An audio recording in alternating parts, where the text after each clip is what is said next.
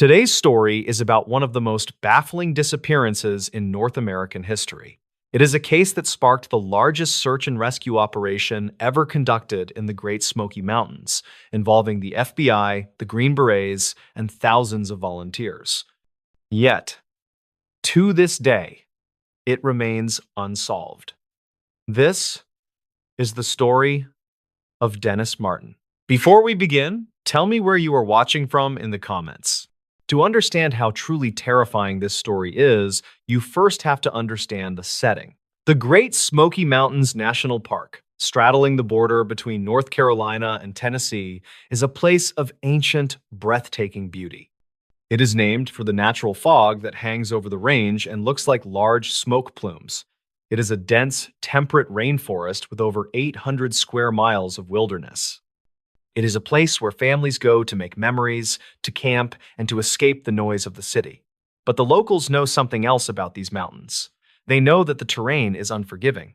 The vegetation is so thick, often called rhododendron hells, that a person can step 5 feet off the trail and completely disappear from view. It is in this vast green ocean of trees that the Martin family arrived for a Father's Day weekend trip.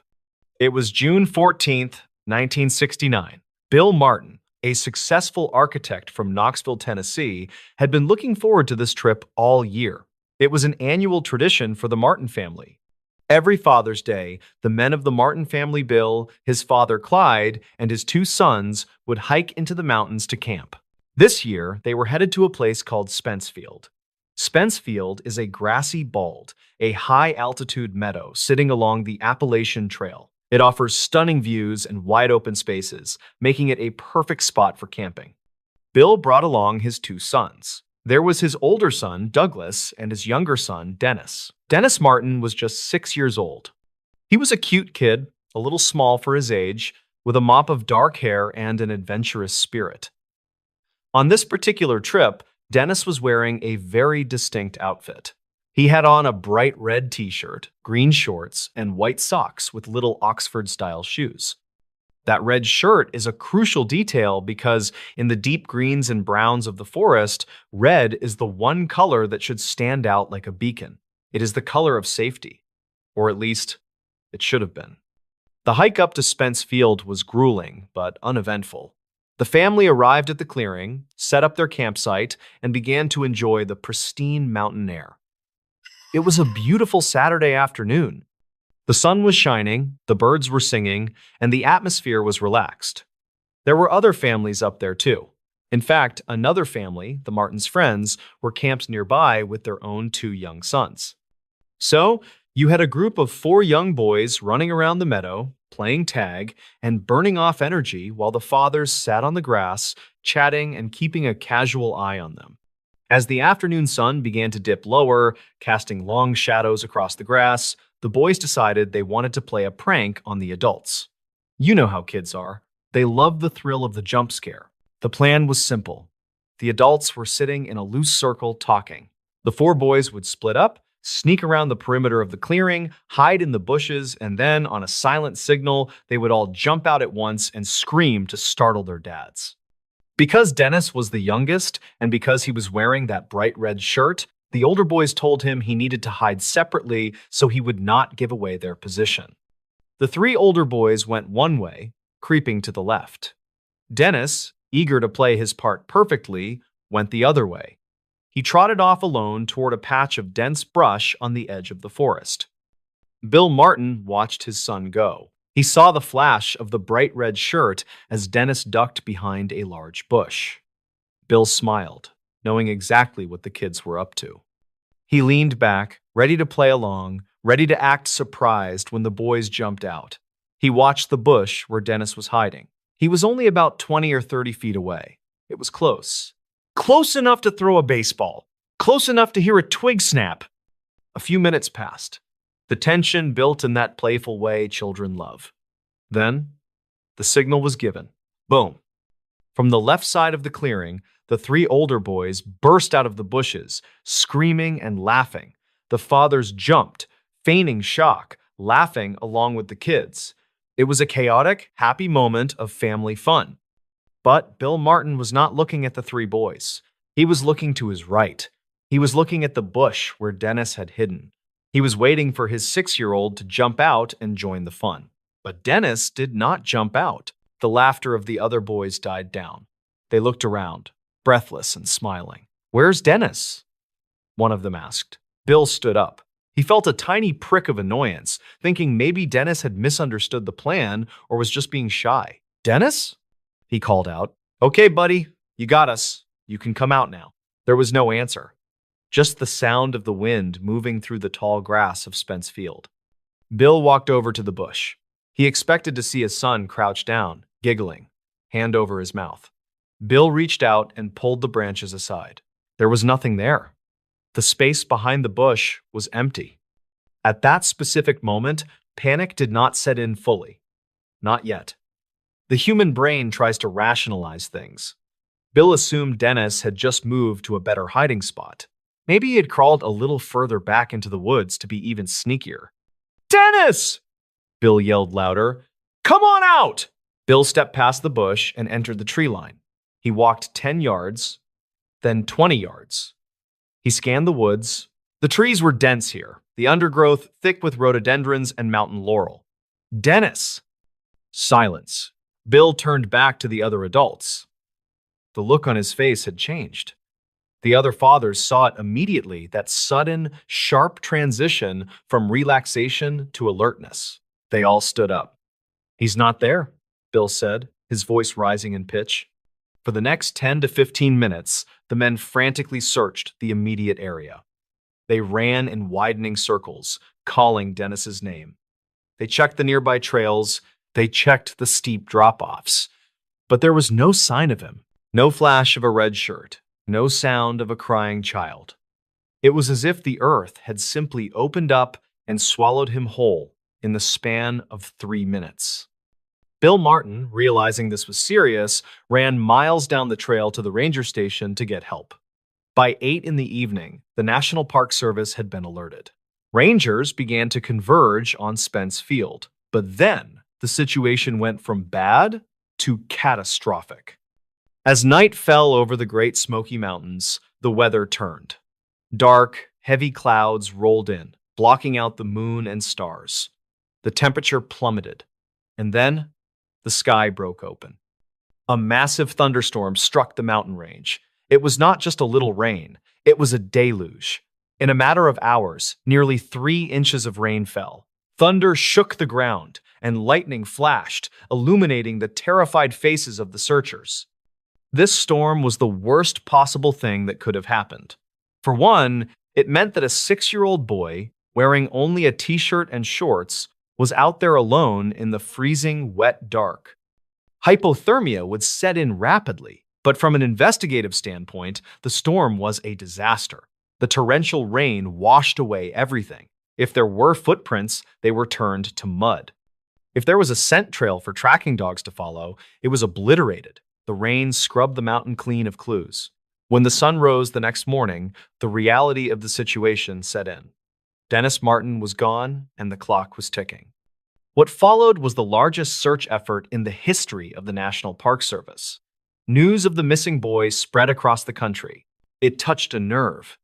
Everyone could imagine the horror of a child lost in the woods. Volunteers flooded into the park. We are talking about Boy Scout troops, college students, firemen, police officers, and local hunters. At the peak of the search, there were over 1,400 people scouring the mountainside. The search was massive, but it was also chaotic. In 1969, search and rescue protocols were not as refined as they are today. The massive influx of well-meaning volunteers actually created a problem. Thousands of people trampling through the woods destroyed any potential physical evidence that the rain had missed.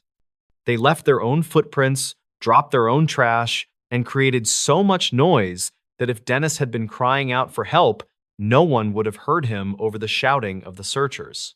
Desperate to find the boy, the request went all the way to the White House. President Richard Nixon was briefed on the situation. In an unprecedented move, the federal government sent in the Green Berets, the special forces of the United States Army. 64 highly trained Green Berets were deployed to the Smokies. These were men trained to track enemies in the jungles of Vietnam. If anyone could find a 6-year-old boy in the woods, it was them. They set up a grid search. They moved shoulder to shoulder, crawling through the brush, checking every hollow log, every cave, every crevice. Helicopters with thermal sensors, which were primitive at the time but still high-tech for the era, flew overhead. Bloodhounds were brought in. Days turned into a week. A week turned into 2. Despite the Green Berets, the helicopters, the bloodhounds, and the thousands of volunteers, they found absolutely nothing. No scrap of red cloth, no shoe, no body. However, there were strange clues. Clues that have fueled mysteries and conspiracy theories for over 50 years. The first clue was a set of footprints found near a stream miles away from Spence Field. The tracks were small, the right size for a 6-year-old. But here is the strange part. One footprint was from an Oxford shoe, like Dennis was wearing. The other footprint was barefoot. Why would he take off one shoe? And why were the tracks leading into such rugged, dangerous territory, far away from where he disappeared? The searchers followed the direction of the tracks until they vanished into the brush, but they led to nowhere. The second clue, or rather, the second lead, is the most disturbing part of this entire story. It is the detail that keeps people awake at night. Several miles away from Spence Field, around the same time Dennis went missing, a tourist named Harold Key was hiking with his family near an area called Sea Creek. This area is very remote, rugged, and difficult to access. Harold Key and his family heard something terrifying. They heard a scream. It was an enormous, sickening scream. Harold Key described it later as a scream that definitely came from a child, a scream of pure terror. Harold stopped and scanned the ridge above him to see where the noise came from. He saw movement. Through the trees, he saw a figure, but it was not a child. Harold Key told investigators that he saw a wild man. He described a disheveled, rough-looking man moving quickly through the trees. The man appeared to be hiding, moving with a strange, stealthy gait. But the most chilling detail was that this man appeared to be carrying something on his shoulder. Harold Key could not make out exactly what the bundle was, but he saw something red. Remember, Dennis Martin was wearing a bright red shirt. Harold Key thought the man looked suspicious enough that he reported it to the park rangers and the FBI. He told them about the scream, the rough-looking man, and the red object. Now, you would think this would be the breakthrough. You would think the FBI would swarm that ridge, hunting for this wild man. But that is not what happened. The FBI and the Park Service authorities determined that the sighting was too far away from Spence Field to be relevant. They calculated the distance and the ruggedness of the terrain and decided that a 6-year-old boy could not have traveled that far in the time between his disappearance and when Harold Key heard the scream. They concluded that there was no way the two events were connected. They dismissed the lead. Years later, however, expert trackers and hikers have disputed this dismissal. They argue that if Dennis had been abducted, if someone had grabbed him the moment he stepped behind that bush, the kidnapper could have moved quickly. Or perhaps Dennis, fueled by the adrenaline of panic, had run much faster and further than anyone estimated. But the authorities kept the Harold Key sighting quiet for a long time. It was not until much later, through Freedom of Information Act requests and leaked documents, that the public learned the full extent of this sighting. There is another layer to the wild man theory. The Great Smoky Mountains have a long history of folklore involving feral humans, or mountain men who live completely off the grid, deep in the woods, detached from civilization. While most people dismiss these as campfire stories, there have been actual documented cases of fugitives and hermits living in those mountains for years without being detected. Did Dennis Martin stumble upon one of these individuals? Was he snatched by a predator who used the chaos of the mountains to hide? The search for Dennis Martin was eventually scaled back and then finally called off. It remains the most extensive and expensive search in the park's history. The Green Berets packed up and left. The volunteers went home. The Martin family was left with a hole in their hearts that would never heal. Bill Martin spent the rest of his life looking for his son. He spent his fortune, his energy, and his sanity trying to find answers. He never gave up hope that perhaps Dennis was still alive somewhere. or that at least his remains would be found so he could give him a proper burial. But the mountain never gave Dennis back. There is a tragic footnote to this story. Years later, overwhelmed by the grief and the lack of closure, and possibly suffering from other life struggles, Bill Martin passed away. Some say he died of a broken heart. The mystery of what happened on that grassy hill in 1969 destroyed not just one life, but an entire family. To this day, if you hike the Appalachian Trail near Spence Field, it is a beautiful, serene place. The views are just as spectacular as they were in 1969. But if you know the story, the silence of the woods feels a little heavier there. You look at the dense rhododendron thickets, the hells, and you wonder, how does a boy vanish in 60 seconds? Did he get lost and succumb to the elements, his small body hidden in a crevice that searchers missed by inches? Was he taken by a mountain lion? Though no blood or torn clothing was ever found. Or was there something darker roaming the woods that day? A wild man who saw a flash of a red shirt and seized an opportunity? We will likely never know the truth. The disappearance of Dennis Martin remains one of the most unsettling mysteries of the national park system. It is a reminder that no matter how safe we feel, the wilderness is vast, indifferent, and full of secrets. And that is where the story ends. But the question remains, what really happened to Dennis Martin? If you are a fan of the strange, dark, and mysterious, this case is the ultimate example of why you should always keep your loved ones close when you step into the wild.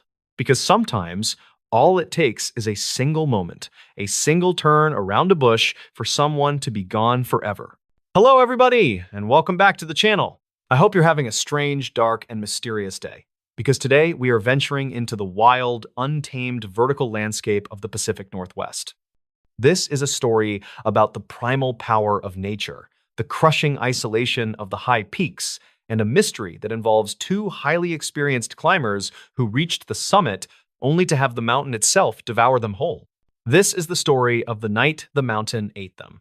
Before we dive into the deep end of the mysterious, do me a favor. If you enjoy this type of content, please take a second to subscribe to the channel, like this video, and let me know in the comments what city you are watching this video from. Your support helps me keep telling these strange, dark, and mysterious stories. Our story centers on Mount Rainier, the colossal, glacier-covered stratovolcano that dominates the skyline of Washington state. Rainier is magnificent, but it is also one of the deadliest peaks in the world, responsible for hundreds of climbing fatalities. The event we are focusing on took place in the late summer of 1998. Our protagonists are two men, Ethan Cole and Marcus Bell. They were not tourists, they were seasoned professionals. Ethan was a veteran mountain guide with dozens of successful ascents of Rainier. Marcus was a highly skilled search and rescue technician. They were both physically impeccable and technically brilliant.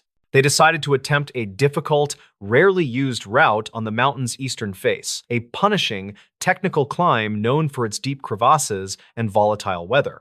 They planned a 4-day expedition, fully stocked with emergency supplies, satellite phones, and specialized mountaineering gear. Their objective was not just the summit, but to test a new geological sensor for the National Park Service. They departed on a Thursday morning, leaving their itinerary and coordinates with the park's ranger station. For the first 3 days, the climb went perfectly. The weather was clear, the ice was solid, and the men were making excellent time. Their scheduled check-ins with the ranger station were routine and cheerful. On Sunday morning, the 4th day, the weather changed dramatically. A sudden, unexpected storm rolled in, a ferocious whiteout blizzard that dropped visibility to 0 and sent temperatures plummeting. The last satellite phone call came in at exactly 10:05 a.m. Ethan's voice was strained, but calm. Ranger Base, this is Cole. We've reached the summit. We are logging the sensor data now. The storm hit fast. Visibility is 0. Winds are 60 knots. We are establishing the emergency summit anchor and beginning descent immediately. We'll check in at Camp Muir in 8 hours.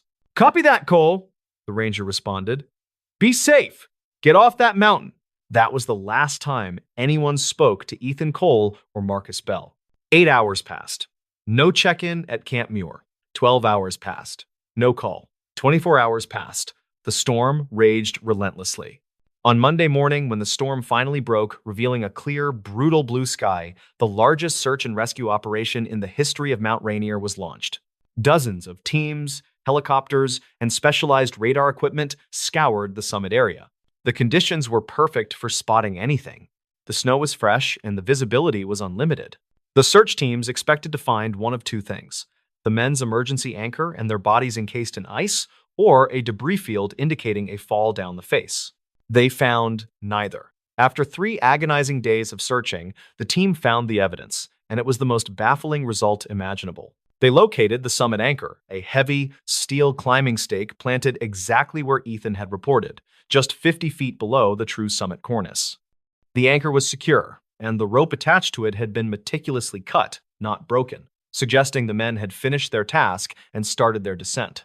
Following the rope track, they found the men's packs. The 2 large, brightly colored climbing backpacks were discovered neatly stacked, resting on a flat slab of rock near the edge of a small crevasse. The packs were full, containing food, extra clothing, and emergency beacons. Everything was there. But the men were gone. The most chilling discovery was made inside the packs. Attached to the harness of Ethan's pack was a waterproof nylon pouch. Inside, they found the last remaining piece of evidence: the digital camera used to record their climb, along with the prototype geological sensor. The sensor data was logged perfectly, recording the precise moment they reached the summit. The digital camera contained only 7 photographs. The first 6 were perfectly normal shots of the ascent, showing happy, confident men against stunning vistas. The final photograph was taken from the summit, 10 minutes after the final call to the base. It was a picture of the storm. The image was a swirling, opaque wall of white snow and wind, illuminated only by the camera flash. It captured the terrifying ferocity of the whiteout. But in the bottom left corner of the frame, there was a faint, blurry shape, a dark, irregular outline against the white snow. It was too indistinct to identify, but it looked unnaturally sharp, almost geometric. The men had been standing right there, packs stacked, rope anchored, camera in hand, and they had simply vanished. The subsequent investigation ruled out every rational explanation. Avalanche. There was no sign of an avalanche chute or debris nearby. Crevasse fall. The closest crevasse was shallow, and there was no damage to the lip of the crevasse or the snow surrounding it. Hypothermia.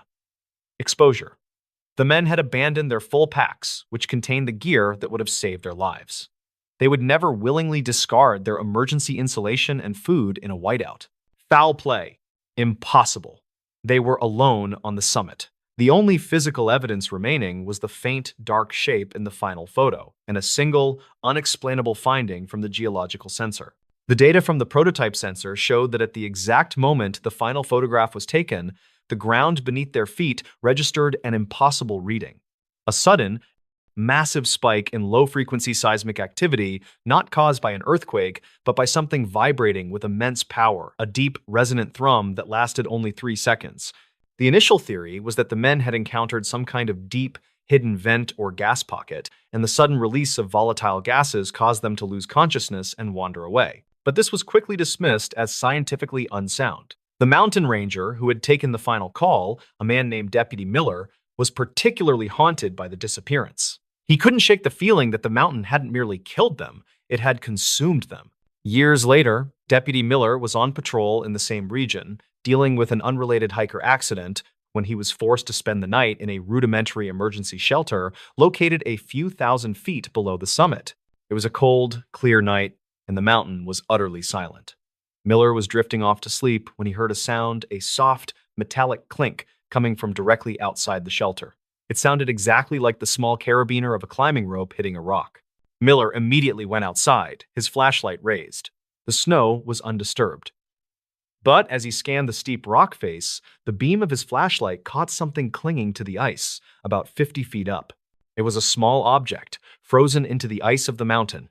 Miller spent an hour carefully climbing up to the spot. He chipped the object free and brought it down to the shelter. It was an old, tarnished silver locket. It didn't belong to either of the missing climbers, but it was undoubtedly a personal, sentimental item. As Miller held the locket, he saw that it was scratched and warped, as if it had been subjected to immense pressure. He managed to pry it open. Inside were 2 tiny, faded photographs, one of a young woman and one of a small child.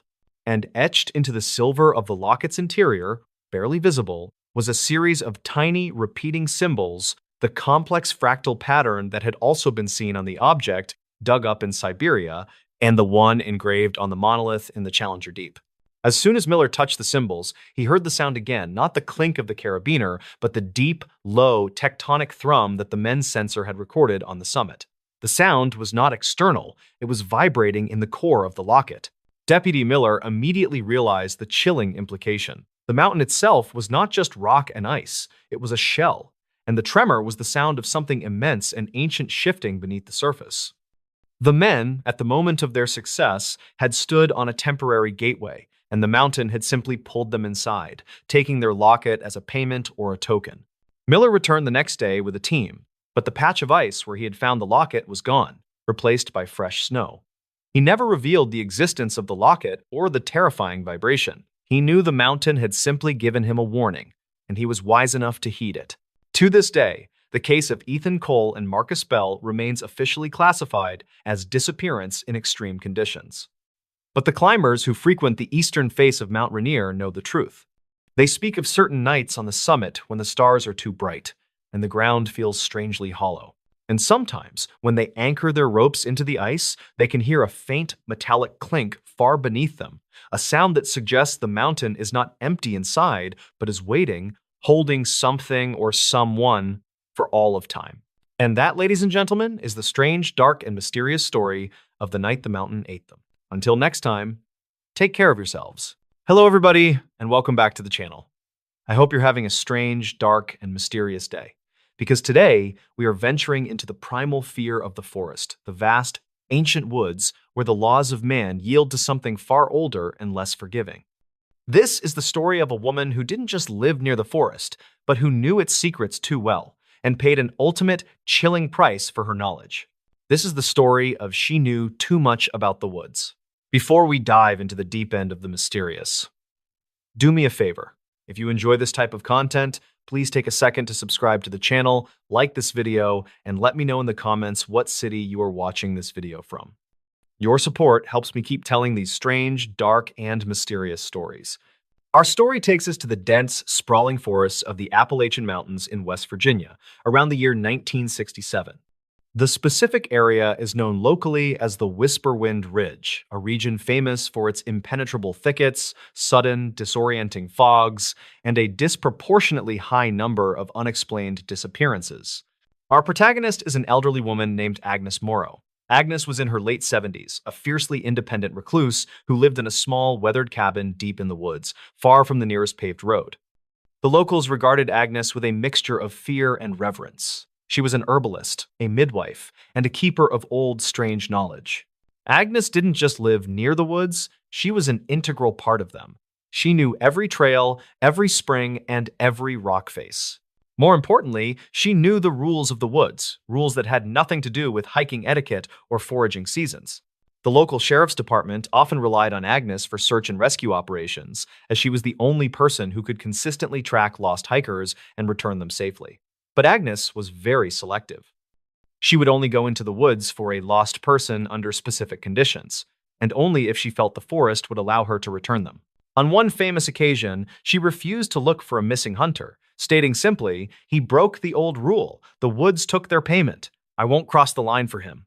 The hunter's remains were never found. The main person in our story who knew Agnes best was Deputy Earl Jenkins. Earl was a young, skeptical officer who, despite his scientific training, couldn't deny Agnes's unsettling accuracy. In the summer of 1967, a major search effort was launched for a missing family of 4, the Millers, who had vanished while hiking a supposedly well-marked trail near Whisperwind Ridge. After 5 days of fruitless searching, with the weather turning cold and foggy, Sheriff's Command reluctantly called Agnes. Earl drove the old woman to the trailhead. Agnes, dressed in heavy wool and carrying a simple staff, stood silently at the entrance to the forest. She didn't look at the ground. She looked up at the canopy, as if asking permission. After a few minutes, she spoke, her voice dry as dead leaves. "The woods are willing to give the father back, but only the father. The others, they crossed the boundary when the fog rolled in. They are under the quiet." Earl, though horrified by her cold certainty, begged her to lead the search for the father. Agnes spent the next 6 hours in the woods, leading a team of 5 deputies, including Earl, on a path that defied all logic. It was not a trail, but a series of precise, impossible zigzags between boulders and thickets. Just as the sun began to set, they found the father, Mr. Miller.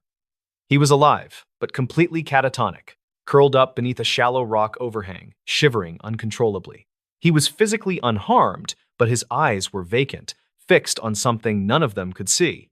Agnes immediately checked his pockets. She pulled out a small metallic object, a child's toy whistle, painted bright red.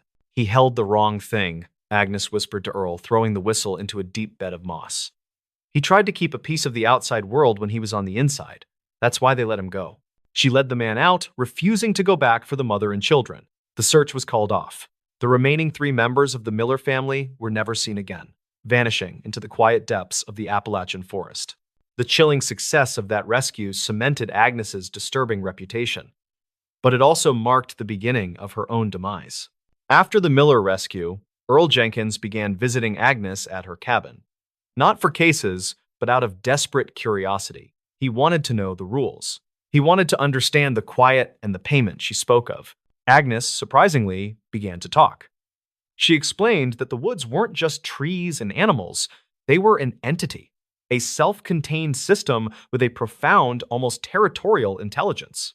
She told him, "Add it, the rule of noise.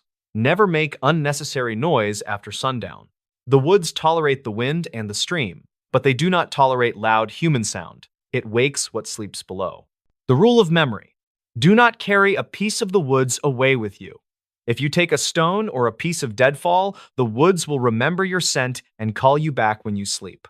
The rule of direction. The trails are not for walking on. The trails are the teeth of the forest. They only lead you to the edges. Go off the trail, and the woods will choose your direction for you." Agnes told Earl she had learned these rules from her own grandmother, who had lived the same life, and that the ultimate penalty for breaking the rules was the quiet. "The quiet," she explained, "is when the forest decides you don't belong here, and it removes your memory from the world. It silences your name. Your friends forget you. Your belongings disappear. You become a piece of the quiet, indistinguishable from the moss and the stone." One late autumn afternoon, Earl drove out to visit Agnes. He found her sitting on her porch, staring intently at the deep green boundary of the forest. She looked worried, older than her years, and spoke without preamble. "I broke the rule, Earl. I shouldn't have brought the father out. I crossed the line. The quiet is coming for me." Earl tried to reassure her, suggesting she was just tired. "No," she insisted, shaking her head slowly. "Last night, I woke up and my wedding ring was gone. It was on my hand when I went to sleep. I didn't take it off. I never take it off." "Maybe you lost it in the house, Agnes." "No. And this morning I spoke to the mail carrier. He was a kind boy. He asked who I was. He said he'd never seen me before. He comes here every Tuesday." The quiet was not just about the forest taking her, it was about the world forgetting she had ever existed. Earl stayed with her for 3 hours, trying to talk sense into her, trying to convince her to come back to town. She refused. As he drove away, he looked back at the small cabin. Agnes was still sitting on the porch, a tiny, defiant figure against the massive, looming backdrop of the Whisperwind Ridge. Earl returned the next morning, driving straight to the secluded clearing where her cabin stood. The cabin was gone. Not destroyed, not burned down, just gone. The clearing was empty. There was no foundation, no remnants of burned wood, no disturbed earth. The clearing was simply a natural, grass-covered space ringed by the tall, indifferent trees. Earl searched frantically, circling the spot, looking for any sign that a structure had ever stood there. He eventually found a small, circular depression in the ground, covered in fresh, wet moss. It was exactly the size and shape of an old water well, but it was capped with a flat, impossibly smooth piece of granite. He stood in the empty clearing, the utter silence of the woods pressing down on him. He realized that the forest hadn't merely destroyed Agnes's cabin, it had erased it, removing the physical structure and the memory of its presence. He spent the next week investigating. He checked land records. The lot Agnes claimed to own was unmarked, listed as unclaimed forest land. He checked the sheriff's records for Agnes Morrow. She was not in the database. He checked his own files. The reports detailing the rescue of the Miller family mentioned only the father, Mr. Miller, being found, led out by Deputy Jenkins and two other deputies. There was no mention of an elderly female tracker. He asked the other deputies who had been on the Miller rescue team. They remembered the father, the fog, the trauma. But when asked who led them back, one deputy frowned and said, "It was you, Earl. You seem to know the way. Stepping off the trail like that." Earl Jenkins was the only person left who remembered Agnes Morrow. He had been so close to the quiet, he had nearly been consumed by it himself. He left the sheriff's department shortly after, unable to live with the knowledge he possessed. He kept only one small thing: a single, black and white photograph he had secretly taken of Agnes on her porch the last day he saw her. He kept the photo hidden away in a safe deposit box. But over the years, he noticed a horrifying change. The photograph wasn't fading. It was becoming more indistinct. Agnes's face was blurring, her features softening into an indistinguishable shadow. And the background, the deep green forest, was becoming sharper, clearer, and more dominant. The quiet was still working, slowly erasing her image from the physical world, piece by piece. Earl Jenkins knew that one day he would open the box and the photograph would be completely blank. And on that day, the forest would have won the final, chilling victory. And that, ladies and gentlemen, is the strange, dark, and mysterious story of the woman who knew too much about the woods. Until next time, take care of yourselves. Today's story is about a manhunt that sounds like it was written for a Hollywood action movie, but it is 100% true. It involves a man who possessed superhuman endurance, a man who could vanish into thin air, and a man who triggered the first ever aerial police chase in history. Before we begin, tell me where you are watching from in the comments. Now, let's get into the story. To understand how impossible this story is, you first have to understand the environment. We are going to the far northern edge of Canada, to the Yukon and Northwest Territories border. The year is 1931. This is a place where the sun barely rises in the winter. The temperature routinely drops to 40, 50, sometimes 60 degrees below zero. It is a land of silence, snow, and death. If you make a mistake here, you do not just get hurt. You freeze solid. In July of 1931, a stranger arrived in the small settlement of Fort McPherson. He was a man of few words. In fact, he barely spoke at all. He was about 35 years old, with piercing blue eyes and a strong, stocky build. He told people his name was Albert Johnson. Now, in the North, people tend to be private. They do not ask too many questions. But Albert Johnson was different. He was not just private. He was hostile. He bought supplies, flour, sugar, a rifle, and ammunition, and then he floated down the Peel River on a makeshift raft. He eventually found a spot on the banks of the Rat River to build a cabin. But this was not a normal cabin. Most trappers build a simple shack to keep the wind out. Albert Johnson built a fortress. He cut down trees and built a small, squat cabin, roughly 8 feet by 10 feet.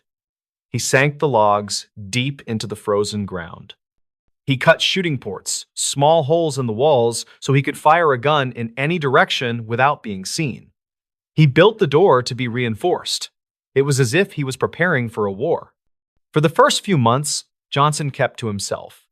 But in December of 1931, the local indigenous trappers began to notice something strange. Their traps were being triggered. Someone was springing them and hanging them in the trees. This is a huge violation of the unwritten code of the bush. You do not mess with another man's livelihood. The trappers complained to the Royal Canadian Mounted Police, the RCMP, or the Mounties. On December 26, 1931, a police officer named Constable Alfred King and a special constable named Joe Bernard decided to pay Albert Johnson a visit. It was a routine check. They just wanted to tell him to knock it off. They trekked 60 miles through the snow to get to Johnson's cabin. When they arrived, they saw smoke curling from the chimney. Johnson was inside. Constable King walked up to the door and knocked. "Mr. Johnson," he called out. "I am Constable King with the RCMP. I need to speak with you." Silence. King knocked again. "Mr. Johnson, open the door!" Inside the cabin, Johnson remained dead silent. But King could hear him moving. He could feel eyes watching him through one of those shooting ports. King looked at Bernard. This was weird. Usually, a lonely trapper is happy to see a friendly face. But Johnson gave them nothing. Without a warrant, the officers could not break in. So, frustrated, they turned around and made the 60-mile trek back to Fort McPherson to get a search warrant. 5 days later, King returned. This time, he brought 3 other officers with him. They had a warrant. They meant business. They approached the cabin. It was dead silent. The snow was piled high around the walls. Constable King walked up to the heavy wooden door. He shouted, "Johnson! Open up! We have a search warrant!" There was no answer. King stepped forward and put his hand on the door to push it open. Boom! A shot rang out from inside the cabin. The bullet punched through the wooden door and slammed into Constable King's chest. King was thrown backward into the snow, blood pouring from his wound.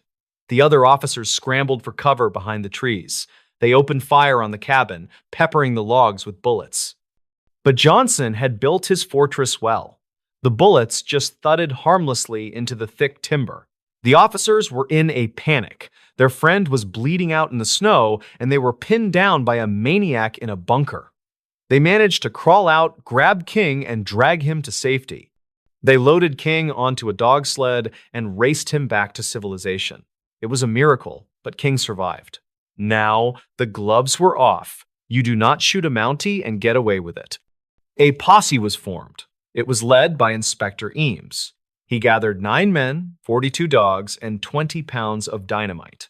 They were going to blast Albert Johnson out of his hole. On January 9th, 1932, the posse arrived at the cabin. It was 40 degrees below zero. A blizzard was raging. They surrounded the cabin. Inspector Eames shouted for Johnson to surrender. The only answer was a gunshot. The siege began. The police fired hundreds of rounds into the cabin. Johnson returned fire with deadly accuracy. He moved from one shooting port to another, keeping the 9 men at bay. Finally, Inspector Eames had enough. He ordered the dynamite to be brought forward. One of the officers crawled through the snow, lit a fuse on a 4-pound bundle of dynamite, and tossed it onto the roof of the cabin. The explosion was massive. It shattered the silence of the Arctic night. The roof of the cabin collapsed. One of the walls blew out. The cabin was reduced to a smoking pile of rubble. The officers stood up. They lowered their guns. There was no way anyone could have survived that. It was over. They began to walk toward the ruins to recover the body. Suddenly, from the smoking debris, a figure rose up. It was Albert Johnson. He had dug a foxhole inside the floor of his cabin and had hunkered down during the explosion. He popped up like a jack-in-the-box and opened fire. The officers dove into the snow. They could not believe it. This man was unkillable. The weather was getting worse. The officers were freezing. They were running low on food for the dogs. They realized they could not take him that night. So, incredibly, the posse retreated. They left Albert Johnson alone in the ruins of his fortress. When they returned a few days later, Johnson was gone. Thus began the most famous manhunt in Canadian history. Albert Johnson was on the run. But he was not running like a normal man. He was running like a machine. The conditions were horrific. It was now roughly 50 degrees below zero. Most men would die of exposure within hours without a fire and a tent. Johnson had no tent. He had no sleeping bag. He had very little food. And he was being chased by expert trackers and indigenous guides who knew the land better than anyone. But Johnson was always one step ahead. He used tricks that baffled the trackers. He would walk backward in his snowshoes for miles to make it look like he was going the other way. He would walk in the tracks of caribou herds to hide his footprints. At night, he did not build a fire because the smoke would give him away. So, how did he survive? How did he not freeze to death? He dug down into the snowbanks to create tiny, insulated caves to sleep in. He ate whatever he could find. Some reports say he chewed on tree bark and raw small game he managed to snare on the run. This is where the legend of his toughness grew. He was consuming the land itself to keep going. The posse chased him for weeks. Every time they thought they had him cornered, he vanished. At one point, Johnson reached a barrier that the police thought would stop him. It was the Richardson Mountains. These are steep, jagged peaks that form a wall between the Yukon and the Northwest Territories. In the dead of winter, they are considered impassable. The police blocked the only two passes through the mountains. They sat there, waiting, thinking, "We have him trapped. He has to come through here." But Johnson did not use the passes. In the middle of a blizzard, in pitch-black darkness, Albert Johnson did the impossible. He climbed a 7,000-foot vertical cliff face of ice and rock. He did this without climbing gear, wearing heavy winter clothes, carrying a rifle and a backpack. When the trackers found his tracks at the top of the mountain a few days later, they were stunned. The indigenous guides looked at the cliff and said it was impossible. But the tracks were there. Johnson was superhuman, but the law was catching up. On January 30th, the posse caught up to him in a thick patch of forest. They spotted him. "Surrender, Johnson!" Johnson responded with his rifle. In the chaotic gunfight that followed, a brave young officer named Constable Edgar Millen was shot through the heart. He died instantly. Now, Johnson was a cop killer twice over, or at least he had killed one and wounded another. The Mounties were furious. They were not going to let this man escape. They realized that on foot, they could not match him. Johnson was moving too fast. He was averaging nearly 30 miles a day in deep snow, so they called in a secret weapon. For the first time in the history of police work, they hired an airplane to help in a manhunt. They called in a legendary bush pilot named Wilfred Wap May. Wap May arrived in his Blanca monoplane. He flew over the frozen wilderness looking for tracks. From the air, Johnson could not hide his trail as easily. Wap May could spot the line of footprints leading through the snow and radio the position to the ground team. Johnson heard the plane. He tried to use the tactic of backtracking, walking in circles, confusing the trail. But the plane was relentless. On February 17th, 1932, the end finally came. The plane spotted Johnson walking down the middle of the frozen Eagle River. The high banks of the river made it hard for him to climb out quickly. The ground team, following the pilot's signals, came around the bend of the river. There he was, the mad trapper. He was about 300 yards away. He saw the police sleds coming. He saw the plane circling overhead. He knew there was nowhere left to run. Albert Johnson didn't try to talk. He didn't try to surrender. He just dropped to his knees, dug a shallow trench in the snow, and raised his rifle. The police officers fanned out. They yelled for him to give up. Johnson fired. The shootout on the Eagle River was intense. Bullets were flying everywhere, kicking up sprays of ice and snow. Wap May, the pilot, was circling above, watching the whole thing. He later said it looked like a war scene. Johnson was hit, but he kept firing. He was hit again. He kept firing. Finally, a bullet severed his spine. The firing stopped. The officers waited. The wind howled over the ice. Slowly, carefully, they approached the body. Albert Johnson lay face down in the snow. He was dead. His body was a wreck. He was emaciated. He weighed less than 100 pounds. His face was sunken, his skin waxy from frostbite and starvation. He had practically eaten nothing for a month. Yet he had outrun a team of well-fed men and dogs for 150 miles. But the mystery of the mad trapper did not end with his death. In fact, it only got deeper. When they searched his body, they found a few $1,000s in cash, a huge amount for 1932. They found some gold teeth in his pocket, which was strange. They found a compass, a knife, and some pills. But they did not find a single piece of identification. No wallet, no letters, no name. Albert Johnson was just a name he had given when he arrived. It was an alias. They took his fingerprints. They sent them to the FBI in America, to Scotland Yard in England, to police forces all over Canada. No match. Nobody knew who he was. Nobody knew why he had come to the Arctic. Nobody knew why he hated the police so much that he was willing to die rather than just talk to them about some beaver traps. For decades, Theories ran wild. Was he a bank robber from Chicago hiding out? Was he a draft dodger from World War I? Was he a mentally unstable hermit? They exhumed his body, dug it up several times over the years to do DNA testing. Finally, in 2021, nearly 90 years after the shootout, a team of genetic investigators made a breakthrough. Using advanced DNA genealogy, they linked the Mad Trapper to a family in Sweden. His real name, they believe, was Patrick Ginter. But even with a name, we still do not have the why. We do not know what snapped in his mind. We do not know what darkness he was running from that made the frozen hell of the Canadian Arctic seem like a safe haven. What we do know is that for 48 days, one man waged a war against nature and the law. He survived explosions, starvation, and the bitter cold, fueled by a rage that kept him warm when the fire could not. He was the man who ate trees. He was the man who refused to break. And in the end, it took an army, an airplane, and a bullet to stop the ghost of the Rat River.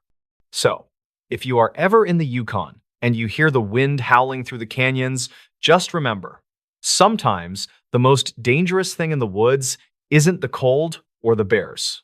It's a man who has nothing left to lose. Hello, everybody, and welcome back to the channel. I hope you're having a strange, dark, and mysterious day, because today we are venturing out onto the relentless, churning waters of the North Atlantic. This is a story about the terrifying finality of the sea, the perfect erasure of a human life, and a disappearance so clean, so absolute, that it defied all logic and left behind only the chilling riddle of an empty boat. This is the story of the unsolvable case of the missing fisherman. Before we dive into the deep end of the mysterious, do me a favor. If you enjoy this type of content, please take a second to subscribe to the channel, like this video, and let me know in the comments what city you are watching this video from. Your support helps me keep telling these strange, dark, and mysterious stories. Our story begins in the small, tight-knit fishing village of Port Blossom, nestled on the rocky coast of Maine in the late 1970s. This community was built on the sea, and its people respected its power. They knew that the ocean takes its due. Our protagonist is a fisherman named Silas Croft. Silas was a 30-year-old man, known as one of the most capable and cautious lobster fishermen in Port Blossom. He was strong, steady, and meticulous about safety. Silas owned his own boat, the Sea Witch, a sturdy 26-foot diesel trawler. On a crisp, clear Monday morning in mid-October, Silas kissed his wife goodbye, gave his customary wave to the dockmaster, and took the Sea Witch out to his favorite lobster grounds about 15 miles offshore. He was expected back by sunset around 6 o'clock p.m. I'm Brad. The weather was perfect. Clear skies, minimal chop, and the kind of ideal conditions that promise a heavy haul. 6 o'clock p.m. came and went. Silas did not return. By 9 o'clock p.m., the Coast Guard was notified and a search was immediately launched. The search was aided by the excellent weather and the clear fact that Silas had not been out long enough to drift far. The discovery was made at 3 o'clock a.m., floating gently in the quiet water just 5 miles east of his regular fishing spot. It was the Sea Witch. The boat was found completely adrift. But the scene was not one of wreckage or disaster. It was one of impossible, unsettling stillness. The Sea Witch was in perfect working order. The engine was off, but the starter was not engaged. The hull was undamaged. The bilge was dry. The boat was simply floating, untouched by the sea's violence. The Coast Guard team, led by a seasoned officer named Lieutenant Commander Harrison, climbed aboard. What they found inside immediately turned the case from a standard missing person report into a baffling maritime mystery. The evidence aboard the Sea Witch, the gear. The lobster pots, all 10 of them, were stacked neatly on the aft deck, ready to be deployed. The coils of heavy rope were organized and tied down, just as Silas had left them. The cabin. The tiny cabin was clean and undisturbed. His rain slicker was hanging on a hook, and his lunch, a thermos of coffee and a half-eaten sandwich, was sitting on the navigation table. The safety equipment, the flares, life jackets, and emergency radio were all exactly where they should have been. Nothing had been used. The unsettling detail. The boat's wheel was secured. Silas had tied the wheel off with a short length of sturdy half-inch nylon rope, fixing the rudder in a straight, neutral position. This was a common practice only when a fisherman intended to leave the helm for a brief, routine moment like making a sandwich or checking a bilge pump. It was clear Silas had stopped the boat, secured the wheel, and stepped away from the helm for what he thought would be a moment. But the most damning piece of evidence was found right in the center of the deck, near the sorting table. Lying on the wet wood was Silas's knife. It was his favorite tool, a heavy 9-inch carbon steel fillet knife, its blade razor sharp. Silas was meticulous. He never left that knife lying loose on the deck. It was always secured in its sheath on his hip. And resting beside the knife, pinned beneath the heavy blade, was a small 3 by 5-inch scrap of paper. Commander Harrison carefully lifted the knife and unfolded the paper. It was a note, written hastily in Silas's own hand, clearly legible despite the dew. The note contained only 3 words. It is too quiet. The unsolvable mystery. The search for Silas Croft became an intense, massive operation, spanning hundreds of square miles of the North Atlantic. They searched for a body, for a life jacket, for any sign of a struggle. The sea gave up nothing. The physical evidence pointed to an impossible conclusion. Silas Croft had stopped his boat, secured his wheel, placed his knife and a note on the deck, and then, in a perfectly calm, non-emergency situation, walked off the side of his boat and vanished without a trace. The Coast Guard, unable to rationalize the event, suggested that Silas must have suffered a sudden, acute psychological break, written the note, and committed suicide. The people of Port Blossom, however, rejected this idea completely. Silas was not a depressed man. His note, "It is too quiet," was not a cry of despair. It was a cryptic professional observation. The fishermen knew what that phrase meant. The ocean, even on a calm day, is never truly silent. There is always the rush of the wind, the cry of gulls, the slap of the water, the whine of the engine, the distant drone of ships. When the ocean becomes too quiet, it means the natural background noise has stopped, and it is replaced by an unnerving, profound silence. Silas had experienced a localized atmospheric or oceanic anomaly, a pocket of silence that was so profound it compelled him to stop his work. But why would he leave his knife and write a note? The only person who provided a clue was Silas's wife, who confessed that Silas had recently developed an odd habit. Before every trip, he would take his knife, tap the deck 3 times, and repeat a small, strange phrase he refused to explain. Don't take the sound. A private investigator hired by the family focused on the only truly abnormal physical evidence, the 3-word note and the secured wheel. He believed that Silas had heard something in the silence that demanded his attention. He theorized that Silas had anchored his boat not to have lunch, but to get a better look at something floating nearby, something he didn't want to lose track of. But if he was going to look, why wouldn't he take his binoculars? Why leave the knife? The case went cold, haunting Port Blossom for decades. The Sea Witch was eventually salvaged, but the question of what happened to its captain remained unanswered. The second incident. The mystery reignited exactly 10 years later, in October 1988. Another fisherman from Port Blossom, a man named George Harper, was fishing in the exact same spot where the Sea Witch was found. The weather was again unnaturally calm. George returned to Port Blossom that evening, visibly shaken. He stumbled off his boat and immediately went to the Coast Guard station, where he demanded to speak only to Commander Harrison, who was still serving in the area. George recounted a terrifying experience.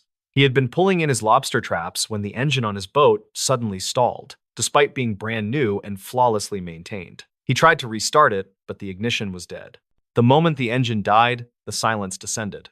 "It wasn't just quiet, Commander," George whispered to Harrison. "The air felt thick, heavy. The gulls stopped flying. The water, it stopped moving. It was like I was floating in a tank of glass." George, terrified, grabbed his radio to call for help. Just as he lifted the microphone, he heard a sound, a slow, rhythmic thump that seemed to emanate not from the water, but from the bottom of his hull. Thump, thump, thump. He described the sound as being huge, like a deep heartbeat. George said he felt an overwhelming, irresistible urge to look over the side of the boat. He walked to the stern, resisting the urge to open his mouth or make any noise. As he reached the railing, the rhythmic thumping stopped. In its place, George heard a whisper, faint and dry, that seemed to come from the deep water directly beneath him. The whisper spoke a single complete sentence. "The sound is needed now." George was paralyzed with terror. He dropped to the deck and crawled back to his cabin, where he found his rifle.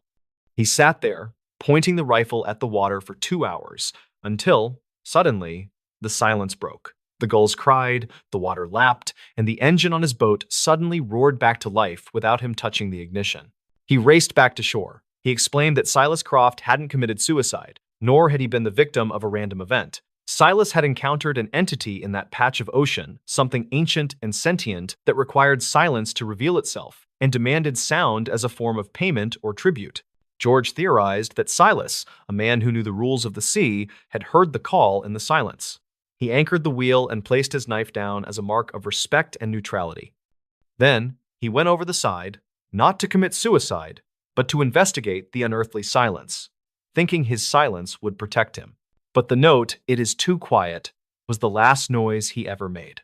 It was his final, fatal mistake, a word spoken, a sound made, which was immediately taken by whatever lay beneath the still water. Commander Harrison was skeptical, but the sheer terror in George's eyes was undeniable. He filed the report, classifying the event as an isolated anomaly. But George Harper quit fishing that day. He moved inland and never spoke of the sea again. He left Port Blossom knowing that in that particular stretch of the North Atlantic, the rules of physics and biology do not apply. If you stop your boat and the world falls silent, you have to be perfectly still, because the quiet entity is listening, and if you give it any sound, a word, a sigh, or the small thump of a body hitting the water, it will take the sound, and you forever. And that, ladies and gentlemen, is the strange, dark, and mysterious story of the unsolvable case of the missing fisherman. Until next time, take care of yourselves. Hello, everybody, and welcome back to the channel. I hope you're having a strange, dark, and mysterious day, because today we are hitting the road for a classic piece of Americana, the vanishing hitchhiker legend. But this isn't the story your grandmother told you. This is a real-life, documented account from a lonely stretch of highway where the spectral and the physical world collided, leaving behind a terrifying mystery. This is the story of the vanishing hitchhiker of Route 12. Before we dive into the deep end of the mysterious, do me a favor. If you enjoy this type of content, please take a second to subscribe to the channel, like this video, and let me know in the comments what city you are watching this video from. Your support helps me keep telling these strange, dark, and mysterious stories. Our story centers on a specific, desolate stretch of highway known as Route 12, winding its way through the rugged, sparsely populated mountains of upstate New York. It's a road notorious for its hairpin turns, thick fog, and a long, tragic history of fatal accidents. The specific incident we're focusing on occurred in the dead of winter, in the year 1985. Our protagonist is a man named James Donovan. James was a traveling salesman for a regional paper company, a job that kept him on the road constantly. He was a skeptical, pragmatic man, utterly grounded in reality. He was driving his beat-up Ford sedan, heading back toward Albany after a long, unsuccessful day trying to close a deal in a remote town near the Canadian border. It was nearly 11 o'clock p.m. The temperature was well below freezing, and a thick, unnatural fog had rolled in, reducing visibility to almost nothing. The radio was fading in and out, the static almost as loud as the distant whine of his engine. James was driving slowly, nervously peering through the misty beam of his headlights when he saw her. Standing on the shoulder of the road, directly illuminated by his high beams, was a young woman. She was clearly in distress. She was wearing a thin, pale blue formal dress completely inappropriate for the freezing weather. Her dark hair was wet, plastered against her pale face, and she was standing stiffly, her thumb out, shivering violently. She looked like she had wandered out of a high school prom and into a nightmare. James, despite his exhaustion and his common sense telling him not to stop on a dark, foggy road, couldn't leave her there. He slowed down, pulled the sedan onto the snowy shoulder, and rolled down the passenger window. The moment he saw her face up close, he felt a wave of profound unease. Her eyes were wide, dark, and fixed on him with an expression of pure, bone-deep terror. "Where are you going?" James asked, trying to sound friendly. The girl's voice was barely a whisper. "The bridge. I need to get to the old covered bridge, just up the road. Please, I have to get there now." Quote, James knew the bridge she meant. It was about 3 miles further down Route 12. It was an iconic, but very remote, landmark. "All right, hop in. You're freezing," he said, reaching across to unlock the passenger door. The girl quickly opened the door and slid into the seat. The moment she settled beside him, James was hit by an intense wave of cold. It was far colder than the outside air, a chilling, damp cold that seemed to radiate directly from her body. He pulled back onto the highway, My name is James. What's yours? Eliza, she replied, her voice still thin and strained. She didn't look at him. Her eyes were fixed straight ahead on the road, watching the fog-shrouded path ahead. James tried to make small talk, asking her what she was doing out here, who she was with, and why she was wearing a summer dress. Eliza's replies were short, fragmented, and strange. She mumbled something about a terrible argument and having to leave. She kept repeating that she was late and that she had to warn them. As they drove, James noticed something else disturbing. Despite the overwhelming cold she exuded, there was no sign of condensation, frost, or even a single shiver visible on her skin. She was perfectly, chillingly still. He glanced down at his dashboard. The thermometer gauge was inexplicably climbing, not dropping. The interior of the car was getting hotter, yet the cold radiating from Eliza was making James's side of the car feel like a freezer. They had been driving for about 5 minutes when the fog suddenly thickened, becoming an opaque, blinding wall of white. James had to slow the car down to barely 10 miles per hour. Almost there, Eliza whispered, her voice tightening with dread. It's coming. What's coming, Eliza? The bridge? No, she said, her voice now dangerously calm. The sound of the car hitting the guardrail. James's blood ran cold. The way she said it was not a prediction. It was a statement of fact, a memory. He realized the horror of the situation. He wasn't giving a ride to someone in trouble. He was giving a ride to someone who had already been in trouble. He slammed on the brakes, pulling the car to a shuddering halt in the middle of the empty highway. Eliza, what are you talking about? Who are you? He demanded, turning to face her. She finally looked at him. Her face was no longer pale. It was completely translucent, the color of milky glass. Her wide, dark eyes held an expression of infinite sorrow and regret. I tried to tell them. I was supposed to be here, she said, her voice fading to a wispy echo. But I ran. I never should have left the dance. Then, from the fog directly ahead of them, came a sound. It was the sickening, unmistakable sound of grinding metal, followed by the shattering noise of glass exploding and a low, terrible crunch. The sounds were deafening, visceral, and felt incredibly close. James instinctively covered his head, bracing for impact. But the sounds faded instantly, replaced by the profound, heavy silence of the snowy road. The car hadn't moved. James realized the sounds hadn't come from a new accident. They were echoes, residual noise caught in the terrifying vortex that was Eliza. He looked back at the passenger seat. The seat was empty. Eliza was gone. There was no sound of a door opening or closing, no tracks in the snow outside the door. She had simply vanished. But she had left something behind. On the black vinyl of the passenger seat, there was a small puddle of water, not frozen, not melted, but perfectly room temperature, and lying in the center of the water was a piece of jewelry, a tiny, silver locket, slightly tarnished. James didn't hesitate. He jammed the gear shift into drive and sped away, not stopping until he reached the lights of the next town, nearly 30 miles away. He didn't report the incident to the police immediately. He knew how absurd his story sounded. Instead, the next day, using the information he gleaned from local historical records, he drove back to the small town near the Canadian border. He went to the local library and started digging through old newspaper archives from the 1960s. He found it on the third day. A yellowed clipping from the town paper, dated November 24th, 1962. The headline read, "Tragedy Strikes Prom Night. 3 high schoolers killed in Route 12 crash." The article detailed how 3 students, 2 boys and a girl, had died in a massive car crash after leaving a high school dance. They had hit a patch of ice, slid, and slammed into the guardrail near the covered bridge. The names of the victims were listed. One of the names was Eliza Thorne. The article also mentioned a significant detail. Eliza was the only one in the vehicle who survived the initial impact, but she had been thrown from the car and had died hours later from exposure and injuries on the shoulder of the road. She was found still clutching a silver locket. The police determined the crash was caused by excessive speed, but the students' families maintained that the car had veered to avoid something they never identified. James Donovan now understood. Eliza wasn't warning him of the crash. She was a restless spirit, reenacting her final moments, forever hitchhiking back to the crash site where she should have warned her friends and where she ultimately died alone. The sounds James heard were the auditory remnants of the tragedy, the final, brutal noise of the car wreck that defined her death. James returned to the area near the old covered bridge. He found the exact stretch of road where he had stopped. He used a shovel to dig a small hole in the snow on the shoulder of the road, right where he had picked her up. He placed the silver locket into the hole, covered it with earth, and said a simple prayer for peace.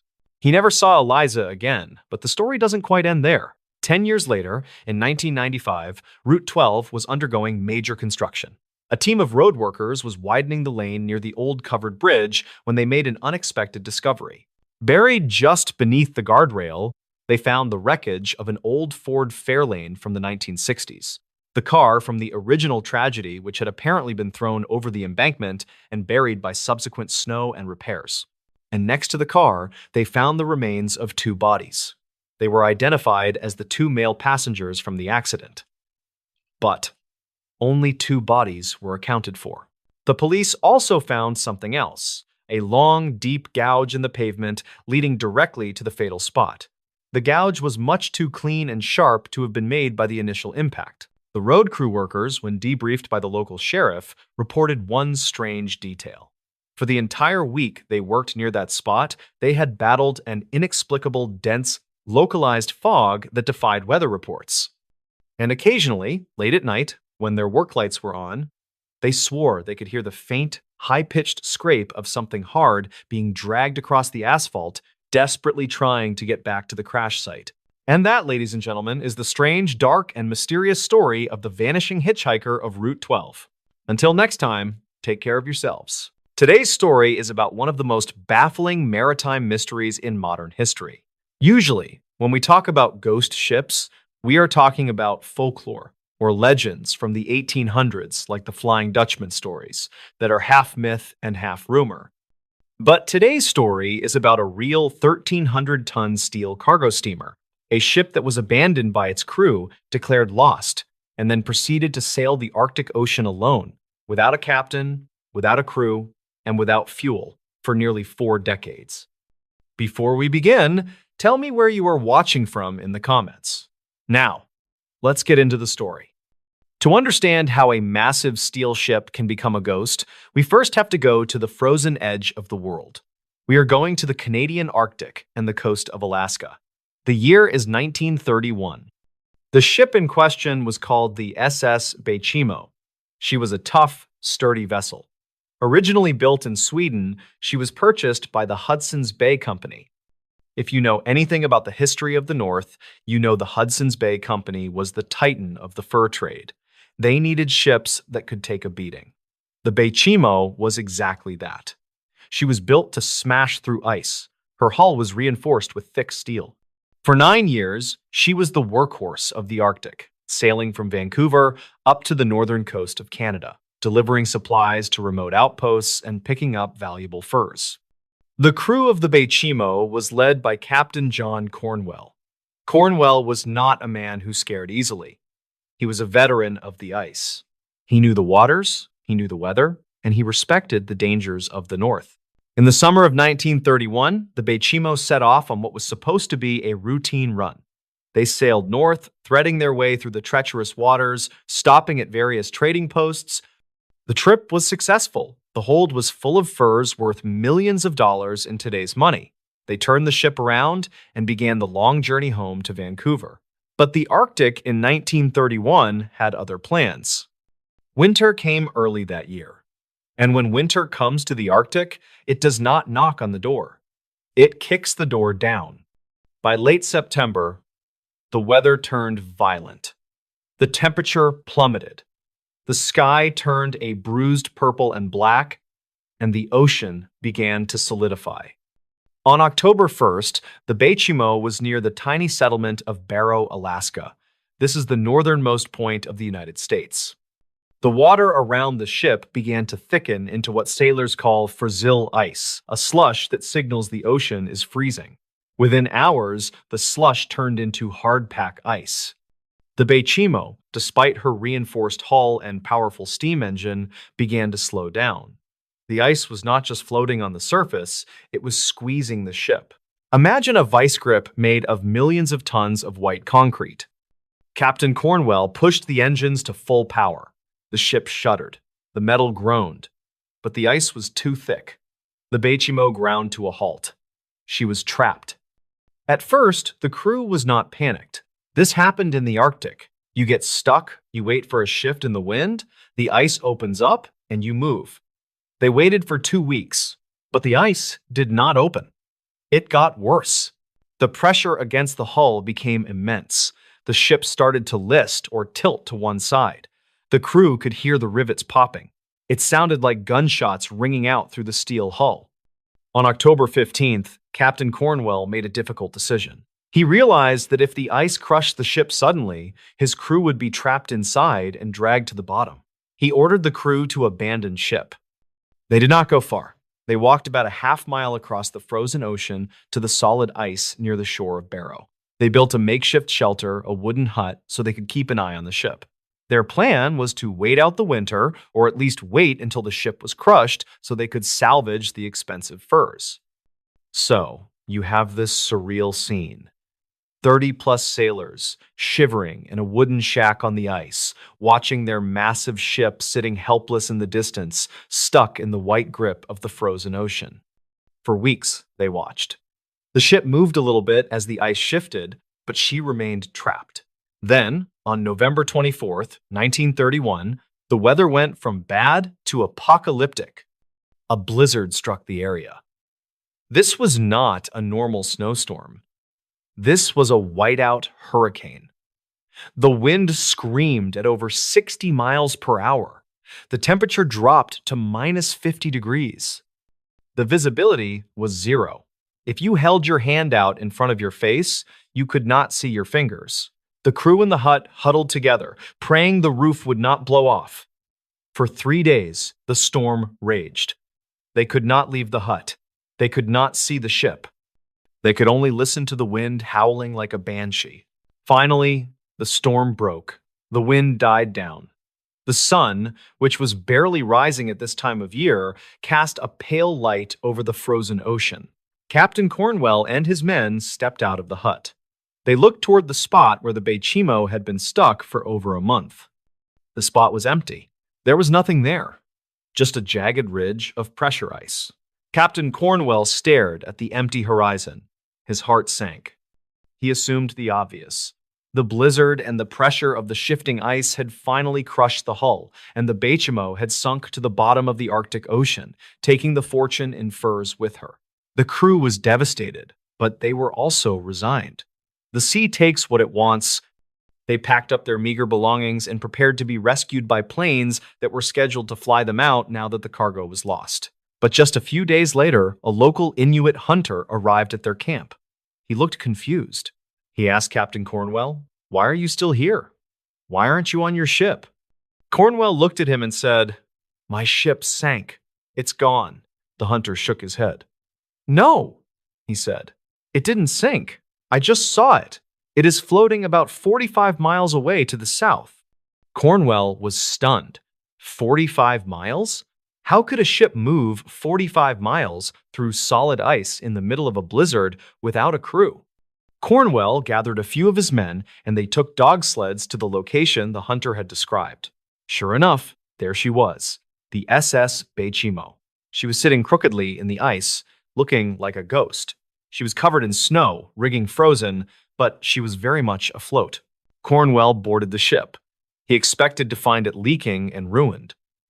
But miraculously, the ship was intact. The hull had not been breached. However, Cornwell made a calculation. He looked at the damage to the rudder, he looked at the winter setting in, and he decided that the ship was not seaworthy enough to be sailed back to civilization. He figured it was only a matter of time before she actually sank.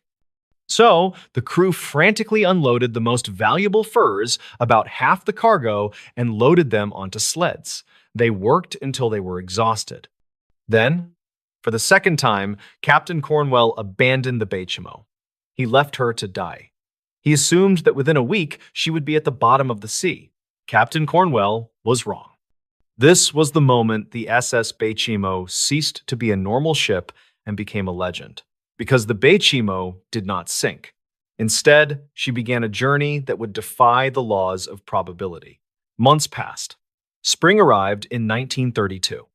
A dog sledder was traveling near the coast of Herschel Island, hundreds of miles east of where the ship was abandoned. He looked out at the water, and he saw a strange shape drifting in the fog. He got closer. It was a massive, rusty steamship. It was drifting silently, aimlessly. There was no smoke coming from the stack, no lights on the deck. It was the Beichimo. She had survived the winter alone. This was just the beginning. Over the next few years, reports started flooding in from all over the Arctic. Inuit hunters, explorers, and traders would report seeing the ghost ship of the Arctic. Sometimes she was stuck in the ice, looking like a monument. Sometimes she was drifting freely in open water, moving against the current as if she were being steered by an invisible hand. In 1933, 2 years after she was abandoned, a group of indigenous Alaskans and some fur trappers spotted the ship drifting near the coast. It was a calm day. They decided to board her. They thought, hey, there is still cargo on this ship. There are supplies. There is valuable equipment. They paddled their small boats out to the steel giant. They climbed up the rusted ladder. The deck was eerie. It was perfectly silent. The only sound was the wind whistling through the cables. They went below deck. It was like a time capsule. There were plates on the tables in the mess hall. There were books in the captain's quarters. There were still bales of fur in the hold. But while they were inside exploring, the Arctic weather turned on them. A sudden, violent storm blew in out of nowhere. The wind picked up and the ice began to move. The trappers realized they could not get back to their small boats. The waves were too high, and the ice floes were smashing against the hull. They were trapped. For 10 days, these men were prisoners on the ghost ship. Imagine the terror. You are trapped on a derelict vessel that has been drifting for 2 years. You have no idea where it is going. You have no idea if the hull is about to snap in half. You are drifting blindly into the dark, freezing ocean. They survived by eating the canned food that had been left in the galley back in 1931. They slept in the crew's bunks, listening to the metal groan and shriek as the ice squeezed the ship. They must have wondered if the ghosts of the crew were watching them. Finally, after 10 agonizing days, the storm broke. The ship drifted close enough to a large ice floe that the men were able to jump off and walk back to land. They left empty-handed, terrified, and happy to be alive. The Beichimo drifted away again, as if she had just wanted company for a few days. You would think that eventually someone would salvage this ship. I mean, it is a 1,300-ton vessel worth a fortune. In 1939, 8 years after the abandonment, a daring captain named Hugh Poulsen spotted the Beichimo. Captain Poulsen was a man of action. He saw the ship and said, I am going to bring her in. He maneuvered his own ship next to the ghost ship. He managed to get towing cables attached to her bow. This was it. The Beichimo was finally going to be captured. But the Beichimo seemed to have a will of its own. As soon as Poulsen began to tow her, the ice moved in. It was almost targeted. Massive blocks of jagged ice began to slam into Poulsen's ship. The tow lines pulled tight, threatening to capsize his vessel. The ice was closing in so fast that Poulsen realized he had a choice. He could cut the Beichimo loose, or he could go down with her. With a heavy heart, Poulsen ordered his crew to take axes and chop the tow lines. The cables snapped with a sound like a whip crack. The Beichimo drifted free, disappearing into the white mist. It was almost as if the ship was mocking him. She refused to be owned. She refused to be saved. The years rolled on. 1940, 1945, 1950. The world changed. World War II happened. Man invented the atomic bomb, jets started flying in the sky, and through it all, the SS Beichimo kept sailing. She became a part of the landscape. Pilots flying over the Arctic would look down and see her, a rusty brown speck in a world of white. She was seen off the coast of Alaska. She was seen in the Beaufort Sea. She was seen near the Chukchi Sea. She covered thousands of miles, zigzagging back and forth, defying every prediction of naval architects who said she should have sunk decades ago. How was this possible? How can a steel ship survive the crushing power of the Arctic ice for that long without maintenance? Theories abound. Some say she was just lucky, always finding the path of least resistance. Others say she was light in the water because the heavy cargo had been removed, allowing her to ride up on top of the ice rather than being crushed by it. And of course, the locals began to whisper that the ship was cursed or possessed, steered by the spirits of the north who wanted to keep her as a trophy. The final confirmed sighting of the SS Beit happened in 1969. Think about that. 1969. That is the year humans walked on the moon.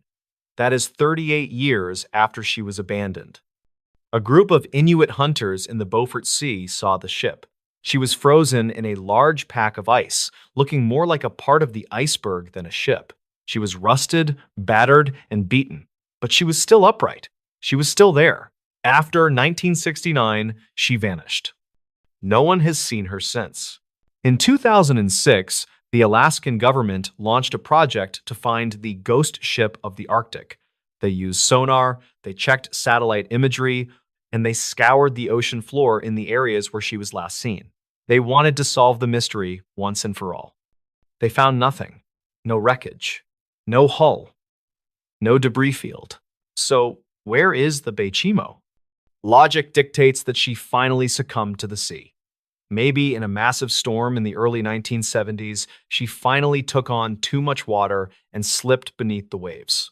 She is likely resting on the muddy bottom of the Arctic Ocean, a rusted skeleton in the dark. But there are those who believe she is still out there. The Arctic is a vast, vast place. There are thousands of miles of uninhabited coastline. There are fjords and bays that no human eyes see for years at a time. It is technically possible, however unlikely, that the Beit is still floating, or perhaps grounded on some lonely, frozen beach that isn't on any map, waiting for the ice to melt so she can sail again. The story of the Beit is a reminder that we do not conquer nature, we just borrow space from it. Captain Cornwell thought he could sail the Arctic, and the Arctic took his ship and turned it into a ghost. For 38 years, that ship sailed alone. She weathered storms that would sink modern vessels. She navigated ice fields that would crush submarines. She did it without a human hand on the wheel. And if you are ever on a boat in the freezing waters north of Alaska and the fog rolls in thick and heavy and you see a dark shape drifting silently toward you, do not assume it is just an iceberg. It might be the Beit, still refusing to die, still looking for a crew to take her home. Today's story is a locked room mystery. But the locked room isn't a bedroom or a basement. The locked room is the entire continent of Antarctica. It is a story about a man who died in the most isolated community on Earth, surrounded by 49 other people who were his friends and colleagues. But when the autopsy was finally performed, it revealed that one of those 49 people, or perhaps the man himself, had done something deadly. And to this day, nobody knows exactly how it happened. Before we begin, tell me where you are watching from in the comments. Now, let's get into the story. To understand the sheer terror of this situation, you first have to understand the setting. We are going to the Amundsen Scott South Pole Station. This is a research facility run by the United States, sitting literally at the geographic South Pole. It is the most remote human habitation on the planet. In the summer, it is busy. Planes fly in and out, scientists come and go, but in February, the last plane leaves. And once that plane takes off, the winter-over crew is stuck. For the next 8 months, the temperature will drop to 100 degrees below zero. The sun will set and not rise again for 6 months. It is pitch black, freezing, and totally isolated. Even if you had a heart attack, or went crazy, or got murdered, no one is coming to help you. The year is 2000. The winter crew consisted of 50 people. These were scientists, engineers, and support staff. One of the most popular members of this crew was a 32-year-old astrophysicist named Rodney Marks. Rodney was brilliant. He was Australian, with a scruffy beard and a love for rock music. He wasn't your stereotypical quiet scientist. He was loud, he was funny, and he was the life of the party. He played bass guitar in the station's band, which they called Foucault's Pendulum. He liked to drink, he liked to tell jokes, and he was deeply in love. He was actually in a relationship with another scientist on the base, a woman named Sonia. Rodney was there to work on a very specific telescope called the ASTRO, or ASTRO. He was healthy. He had passed all the rigorous physical and psychological exams required to go to the South Pole. On May 11th, 2000, everything seemed normal. It was the middle of the Antarctic winter. Outside, it was dark, 24 hours a day. The wind was howling. Inside the station dome, it was warm and cozy. Rodney was walking from the astronomy building back to the main habitat. He started to feel weird. At first, he just felt a little nauseous. Maybe he had eaten something bad. Maybe he was coming down with the flu. But within a few hours, the nausea turned into violent vomiting. Rodney went to see the station doctor, a man named Robert Thompson. Now, Dr. Thompson was a good doctor, but you have to remember he was working in a glorified clinic. He didn't have an MRI machine.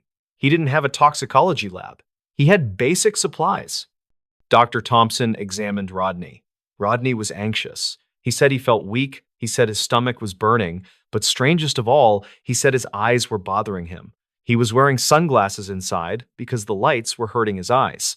Dr. Thompson checked his vitals. They were okay, but Rodney looked terrible. The doctor assumed it might be a gastric ulcer that had burst, or maybe a severe reaction to alcohol, although Rodney hadn't been drinking heavily that day. He gave Rodney an injection to settle his stomach and told him to rest. Rodney went back to his room. He tried to sleep, but the pain didn't stop. It got worse. Over the next 12 hours, Rodney Marks began to deteriorate rapidly.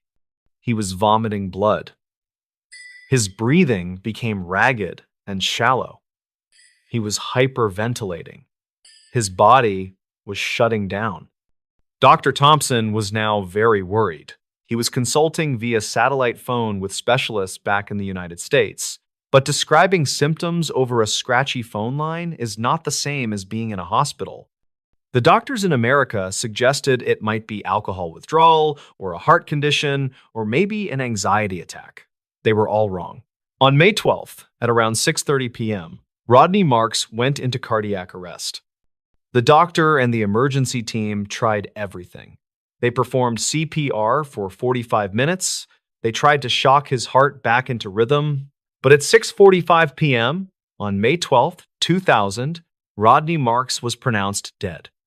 Now, pause for a second and imagine the atmosphere in the station. There are 49 people left. They are locked in a bubble at the bottom of the world. It is pitch black outside. And their friend, the healthy, happy 32-year-old astrophysicist, just dropped dead for no apparent reason. Was it a virus? Was it something in the water? Was it contagious? Paranoia began to set in. But the horror was just beginning. Because planes cannot fly to the South Pole in the middle of winter, the fuel literally turns to jelly in the cold. They could not remove the body. The crew had to build a makeshift coffin out of wood scraps. They placed Rodney's body inside, and then they had to store him. They moved the coffin out into the cold storage area of the station, essentially burying him in the ice.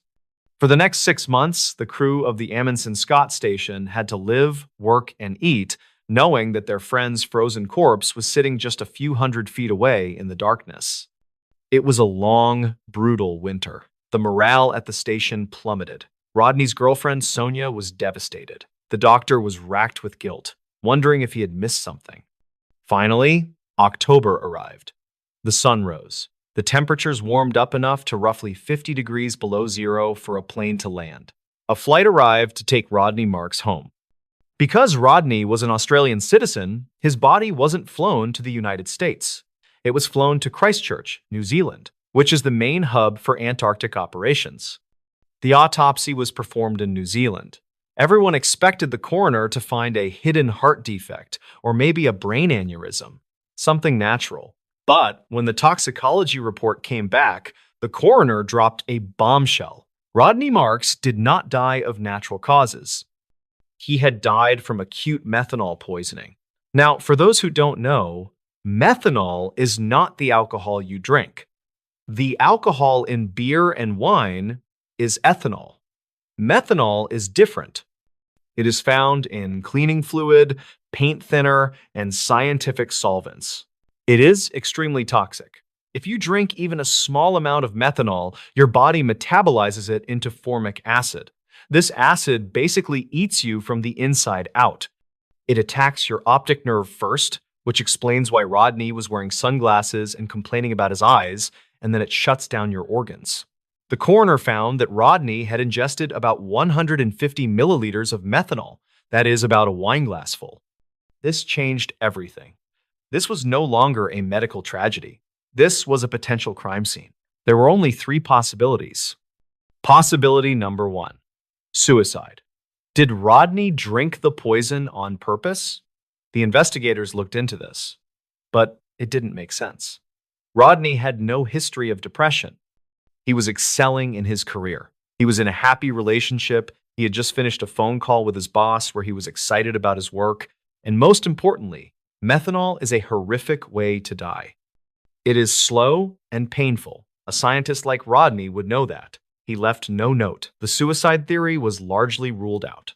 Possibility number two, accidental ingestion. Did he drink it by mistake? People at the South Pole drink a lot of alcohol.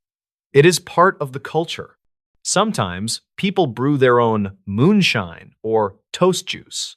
Maybe Rodney thought he was drinking regular alcohol, but he drank a bottle of cleaner by mistake. This also seemed unlikely. Rodney was smart. Methanol smells different. It is usually kept in clearly marked containers in the lab. And here is the kicker. Nobody else got sick. If there was a bad batch of moonshine going around, half the station would have been vomiting.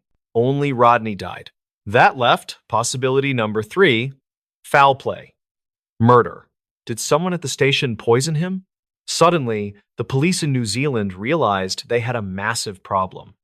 The death happened at a United States base. The victim was Australian. The body was in New Zealand, and the crime scene was in Antarctica, thousands of miles away.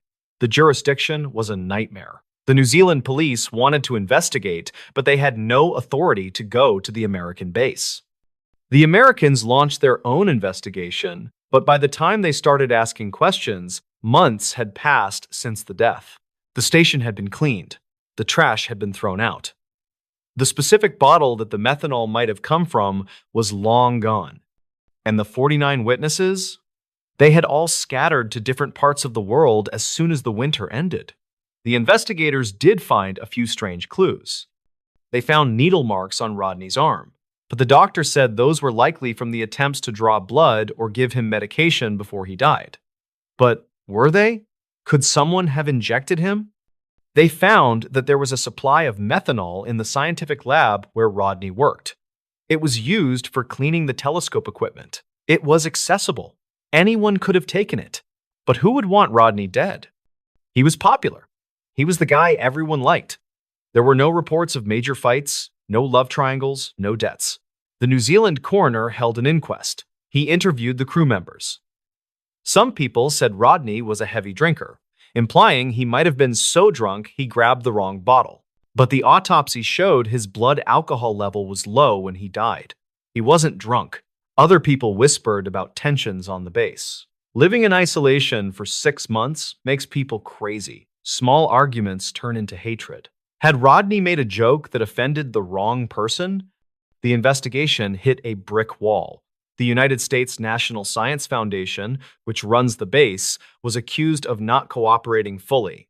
They released a statement saying they found no evidence of foul play, but they didn't release all their internal reports. In 2008, 8 years after the death, the New Zealand coroner released his final report. His conclusion was chilling. He stated that Rodney Marks died of methanol poisoning, but he could not determine how the methanol got into his body. He formally ruled that the intent was unknown.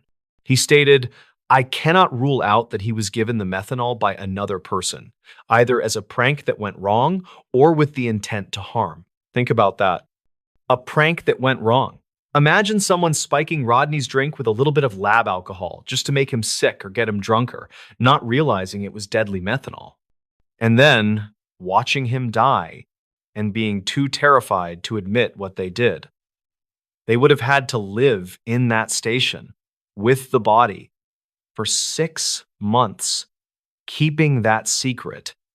Or someone wanted him dead, and they committed the perfect crime. They used a weapon that would vanish from the body eventually. They did it in a place where no police could arrive for 6 months.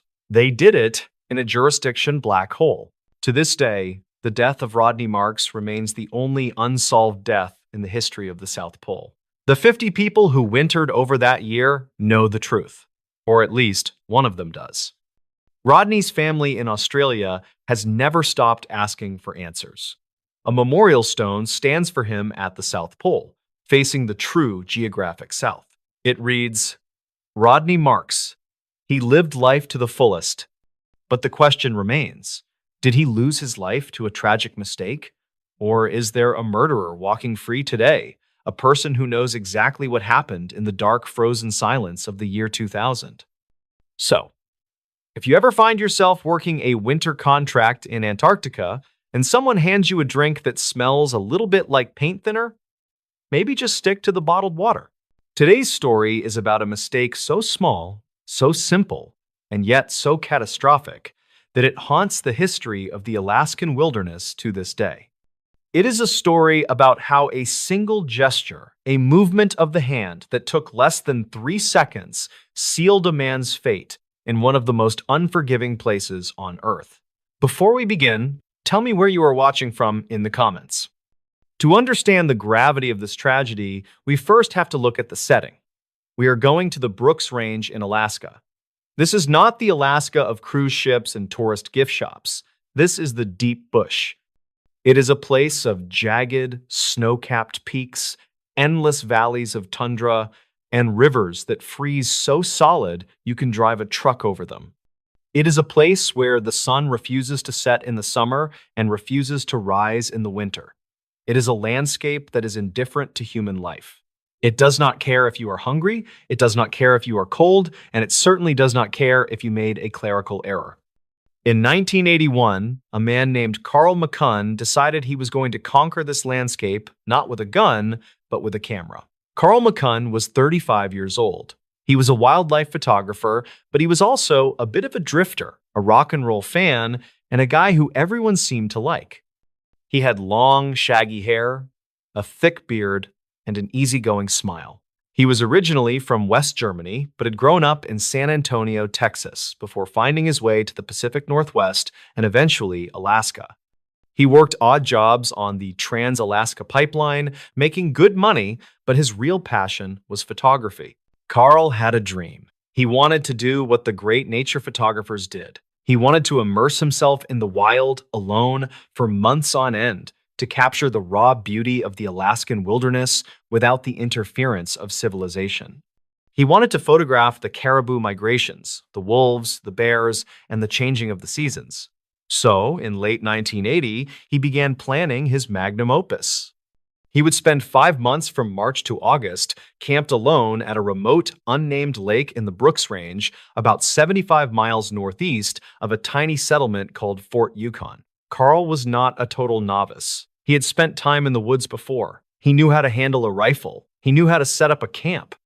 But Carl had a fatal flaw. He was a dreamer. And sometimes dreamers overlook the boring, gritty details of reality. In March of 1981, Carl hired a bush pilot to fly him out to this remote lake. The plane was a small, single-engine aircraft on skis, capable of landing on the frozen surface of the lake. They loaded up the plane. Carl brought an immense amount of gear. He had 500 rolls of film, he had 2 rifles and a shotgun for protection and hunting. He had hundreds of pounds of beans, rice, and dried meat. He had photography equipment worth thousands of dollars. As the plane hummed over the white, frozen expanse of the Brooks Range, Carl must have felt the thrill of adventure. He was leaving the noise of the world behind. The pilot landed the plane on the ice. The engine idled, the propeller spinning against the cold air. They unloaded the boxes. Carl McCunn stood there in his parka, breathing in the frigid air, looking at the spot that would be his home for the next 5 months. And this is where the mystery begins. This is where the first domino fell. The pilot, a man who had flown many people into the bush, asked Carl a standard question. When do you want me to come back and pick you up? Now, in the world of bush flying, this is the most important conversation you will ever have. You set a date. You set a time. You set a backup date in case of bad weather. You write it down. You pay a deposit. But Carl was casual. He told the pilot, "I am not sure yet. I might stay a bit longer. I might leave early. I will figure it out." The conversation was loose, vague. Carl McCunn was under the impression that he could just signal a plane when he was ready, or that this pilot would check on him at the end of the season. The pilot, on the other hand, left with the understanding that Carl McCunn had not yet hired him for a return trip, and that Carl would likely find another way back, perhaps with friends who were coming to visit, or another charter service. The pilot got back in his plane, taxied across the ice, and took off. Carl watched the plane disappear into the white sky. The sound of the engine faded away, leaving behind a silence so deep and heavy it felt like a physical weight. Carl was now completely alone. For the first few months, everything went according to plan. It was a photographer's paradise. As spring melted into summer, the ice on the lake broke up. The tundra exploded with wildflowers. The days grew longer until the sun was circling the sky 24 hours a day. Carl spent his days hiking and taking incredible photos. He chronicled his life in a diary. His entries from this time are filled with wonder. He wrote about tracking a pack of wolves. He wrote about the majesty of the grizzly bears that roamed the valley. He cooked his beans, he read his books, and he felt like he was living the dream. He was the king of his own private kingdom. But as July turned into August, the reality of the Alaskan calendar began to set in. In the Brooks Range, summer is a fleeting, beautiful lie. By mid-August, the air starts to get crisp. The leaves on the dwarf willows turn gold and then blood red. The sun starts to dip below the horizon again. The birds begin to fly south. Carl McCunn realized it was time to go home. His provisions were starting to run low. He had eaten most of his good food. He was down to the basics. And, more importantly, he was ready to develop those 500 rolls of film and show the world what he had seen. He began to wait for a plane. Every time he heard a distant hum, he would scramble out of his tent, scanning the sky. But the hum would usually fade away, just a high-altitude commercial jet flying 30,000 feet above, completely unaware of the man standing down there. August passed. The nights started getting cold. Frost began to cover his tent in the mornings. The lake water grew dark and slushy, preparing to freeze again. Carl began to worry. He realized, with a sinking feeling in his gut, that he had never actually confirmed a pickup date. He had assumed the pilot would remember him. He had assumed that someone would come looking. He wrote in his diary, "I think I should have used more foresight about arranging my departure. I will soon find out."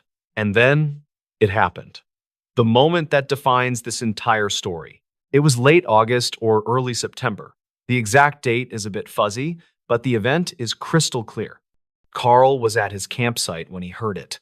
The distinct, low roar of a single-engine aircraft. And it was not high up. It was low. He burst out of his tent. He grabbed his orange sleeping bag cover to use as a flag.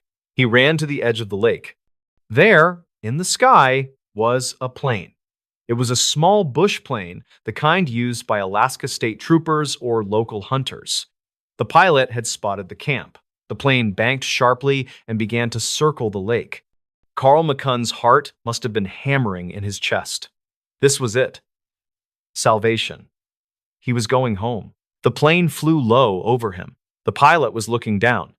Carl was overcome with relief and excitement. He stood there in the middle of the vast wilderness, and he raised his right arm.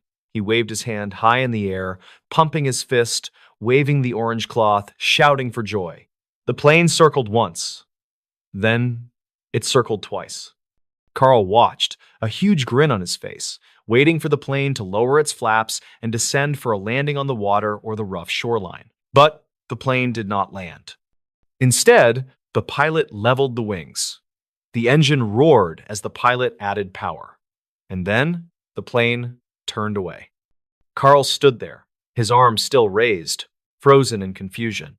He watched as the plane got smaller and smaller. He watched until it was just a speck.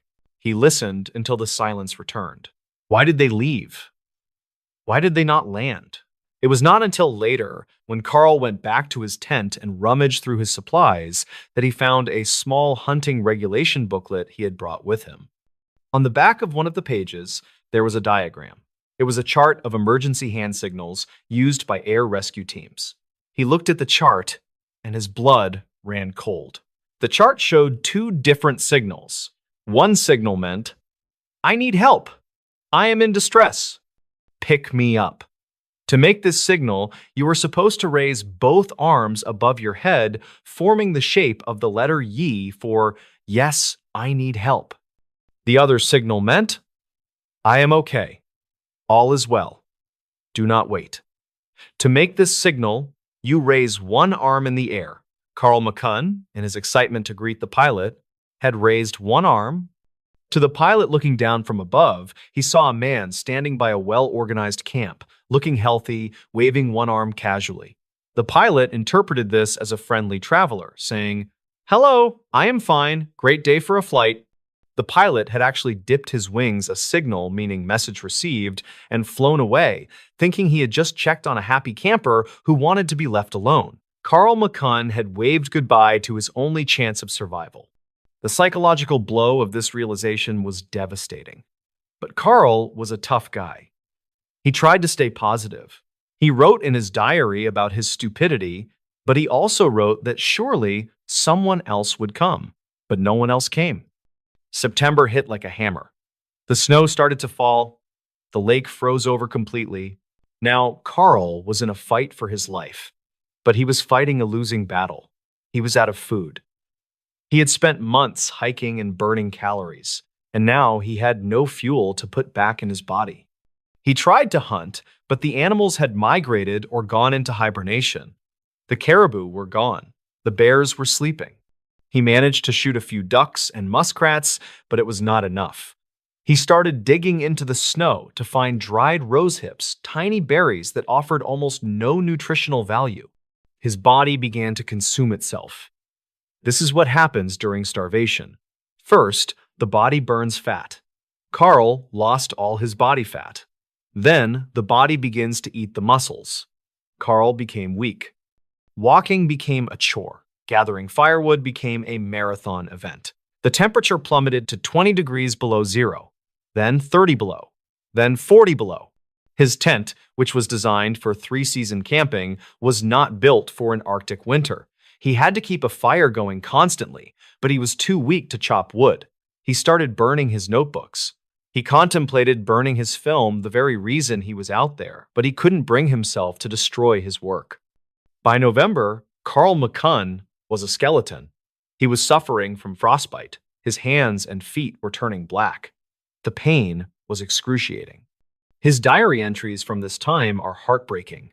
They shift from the observations of a naturalist to the ramblings of a man staring into the abyss. He wrote about dreams of food. He wrote about steak, about chocolate, about his family in Texas. He hallucinated that he heard planes, but the sky was empty. He knew he was not going to make it. He calculated the calories he needed versus what he had, and the math simply did not work. In late November, the darkness was almost total. The sun barely crested the horizon. Carl made a decision. He was not going to let the cold take him slowly. He was not going to lie there and freeze to death in agony while his mind unraveled. He sat down and wrote his final entry. It was a letter to his father and his friends.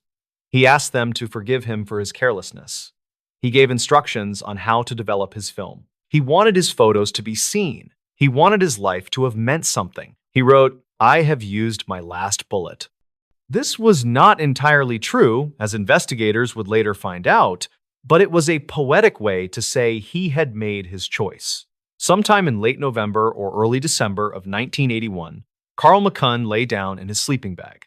He was wrapped in every piece of clothing he owned. He was emaciated, weighing perhaps half of what he weighed when he arrived. He took his rifle, he positioned it, and he pulled the trigger. The silence returned to the valley. The snow continued to fall, burying the tent, burying the man, and burying the camera gear that held the images of a beautiful, deadly summer. Months passed. The winter raged on. It was not until February 2nd, 1982, that an Alaska state trooper piloted a plane over the area. He noticed a tent half buried in the snow. It looked abandoned, but something felt wrong. Usually, trappers or hunters would have packed up by now. The trooper landed the plane on the frozen lake. He strapped on his snowshoes and hiked up to the campsite. The scene was eerie. It was perfectly silent. The wind whistled through the bare trees. The trooper approached the tent. He called out, "Hello? Anyone home?" There was no answer. The trooper unzipped the frozen door of the tent. Inside, he found the frozen body of Carl McCunn. He was incredibly thin, his face gaunt. Next to him was his diary, and right near the body was his driver's license. Carl had taken it out and placed it clearly in view so that whoever found him would know exactly who he was without having to search his pockets. It was a final act of consideration from a man who had been known for his kindness. But the most haunting thing found at the campsite was a small note, scrawled on a piece of paper. It read, "Dear God in heaven, please forgive me my weakness and my sins. Please look over my family." And then, a second note, perhaps the most tragic of all, "They flew right over me. I waved, they waved back, and then they left." The story of Carl McCunn became a legend in Alaska, a cautionary tale told to every greenhorn and newcomer who steps off a plane in Fairbanks or Anchorage. The photos he took were eventually developed. They were stunning. They showed the breathtaking beauty of the Brooks Range, the jagged mountains, the wildflowers, the herds of caribou moving like a river across the land. They showed a man who was deeply in love with the world. But looking at those photos now, it is hard not to see the ghost in the frame. It is hard not to think about the man behind the camera, the man who had everything he needed to survive, except for a calendar and a clear understanding of a hand signal. It is a reminder that in the wild, the line between life and death is razor thin. It is not always a bear attack or a fall from a cliff that kills you. Sometimes it is just a misunderstanding. Sometimes it is just a wave of the hand. Carl McCunn wanted to be one with nature. In the end, nature claimed him completely. He became part of the frozen landscape he loved so much, leaving behind only a tent, 500 rolls of film, and a story that makes you wonder. If you were standing there, alone in the silence, watching that plane fly away, what would you have done? So, the next time you are out in the woods, or even just hiking a local trail, remember Carl. Make a plan. Tell someone where you are going. And if you ever see a plane and you need help, remember to use two hands, because one hand might just be a wave goodbye. Today's story is about one of the most enduring mysteries in the history of aviation. It involves a plane that vanished into thin air, a 50-year search that turned up absolutely nothing, and a final haunting message sent by the crew that, to this day, nobody has ever been able to decipher. It is a word that doesn't exist in any language, yet a dying man tapped it out 3 separate times before he and everyone else on board disappeared from the face of the earth. Before we begin, tell me where you are watching from in the comments. Now, let's get into the story. The year is 1947. The world was still recovering from World War II, but the age of commercial aviation was just taking off. It was a time when flying was glamorous, exclusive, and frankly, dangerous. There was a British airline called British South American Airways, or BSAA. This airline was known for being aggressive. They hired former bomber pilots from the war men who had flown dangerous missions over Germany and had nerves of steel. They flew converted bomber planes called Lancastrians, which were basically Lancaster bombers with the gun turrets removed and seats installed. They were loud, they were fast, and they were rugged. On August 2nd, 1947, one of these Lancastrian planes, named Stardust, was sitting on the tarmac in Buenos Aires, Argentina. The pilot was a man named Reginald Cook. He was a war hero. He had flown dozens of combat missions. He was an excellent pilot, but he had a reputation for being a bit arrogant. He trusted his skills, and he trusted his machine. His mission that day was to fly from Buenos Aires across the Andes Mountains to Santiago, Chile. Now, crossing the Andes is no joke. These are some of the highest, most treacherous peaks in the world. But Captain Cook had done it before. He wasn't worried. He had a crew of 4 and 6 passengers on board. The passengers added an extra layer of intrigue to this flight. Among them was a man named Paul Simpson. He was a king's messenger. This means he was a diplomatic courier for the British government. He was carrying a heavy bag of classified documents destined for the British embassy in Santiago. There was also a Palestinian businessman who was rumored to be carrying a massive diamond sewn into the lining of his jacket. There was a German woman returning to her husband. It was a mix of people you might find in an Agatha Christie novel. At 1:46 p.m., Stardust took off from Buenos Aires.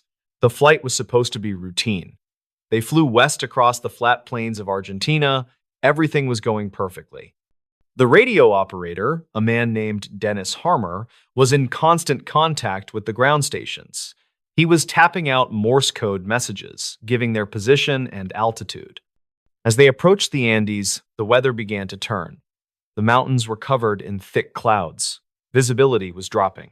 Now, in 1947, they didn't have GPS. They didn't have advanced weather radar.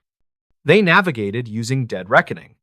This means they calculated their speed, their direction, and the time they had been flying to guess where they were on the map.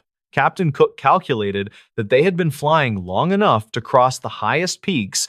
He believed they had already passed the dangerous part of the mountains and were now beginning their descent towards Santiago on the other side. He ordered the plane to climb to 24,000 feet to clear the tops of the clouds, and then, believing he was safe, he started to plan his descent. At 5:41 p.m., just 4 minutes before they were scheduled to land, the radio operator, Dennis Harmer, sent a message to the control tower in Santiago. It was a standard message in Morse code, ETA Santiago 1745. This meant they expected to arrive in 4 minutes. The radio operator at the airport in Santiago acknowledged the message. He was waiting for the plane to break through the clouds and land. But then, seconds later, the Morse code clicked again. It came in fast and loud. Dennis Harmer tapped out a single word, Stendec. Stendec. The operator at the Santiago Tower frowned. He didn't know that code. Was it an abbreviation? Was it a typo? He tapped back. Repeat. From the plane, the response came immediately. The hand on the key was fast and decisive. Stendec. Stendec. The operator was confused. He asked for a repeat one more time. And for the third time, the Stardust radio operator tapped it out, very clearly. Stendec. And then, silence. The Santiago Tower called back. Nothing. They waited for the roar of the engines. Nothing. The time of arrival, 5:45 p.m., came and went. The sky was empty. By 6 p.m., it was clear that something was terribly wrong. Search and rescue teams were launched immediately. But you have to understand the scale of the Andes. It is thousands of miles of jagged rock and snow, and a blizzard was raging up there. The search went on for weeks. They looked everywhere along the flight path. They looked in the valleys. They looked on the peaks. They found nothing. No wreckage, no oil slick, no bodies. It was as if a giant hand had reached down from the sky, plucked the stardust out of the air, and vanished with it. For 50 years, the disappearance of stardust was one of the biggest mysteries in the world. And because there was no wreckage, the theories started to get wild. Because of the king's messenger on board, people thought it was sabotage. Maybe spies had planted a bomb to destroy the documents. Because of the rumors of the diamond, people thought it was a heist gone wrong. And then there was the UFO theory. In the days leading up to the disappearance, there had been reports of flying saucers seen over Santiago. And then there was that word, Stendec. UFO enthusiasts became obsessed with it. They believed Stendec was an alien word, or maybe an acronym for something otherworldly. They believed the plane hadn't crashed at all, but had been abducted. Why else would a plane vanish without a trace? Why else would an experienced radio operator send a nonsense word 3 times with such urgency? The mystery remained cold for 5 decades. The families of the victims grew old and passed away, never knowing what happened to their loved ones. Then, in 1998, the mountain finally gave up its secret. 2 Argentine mountaineers were climbing Mount Tupungato. This is a massive volcano, one of the highest peaks in the Andes, standing over 21,000 feet tall.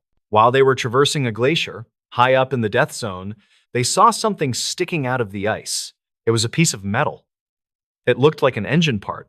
They went closer. They found a piece of twisted fuselage. And on the metal, they saw a stamp. Rolls-Royce. They had found the stardust, or rather, the glacier had spat it out.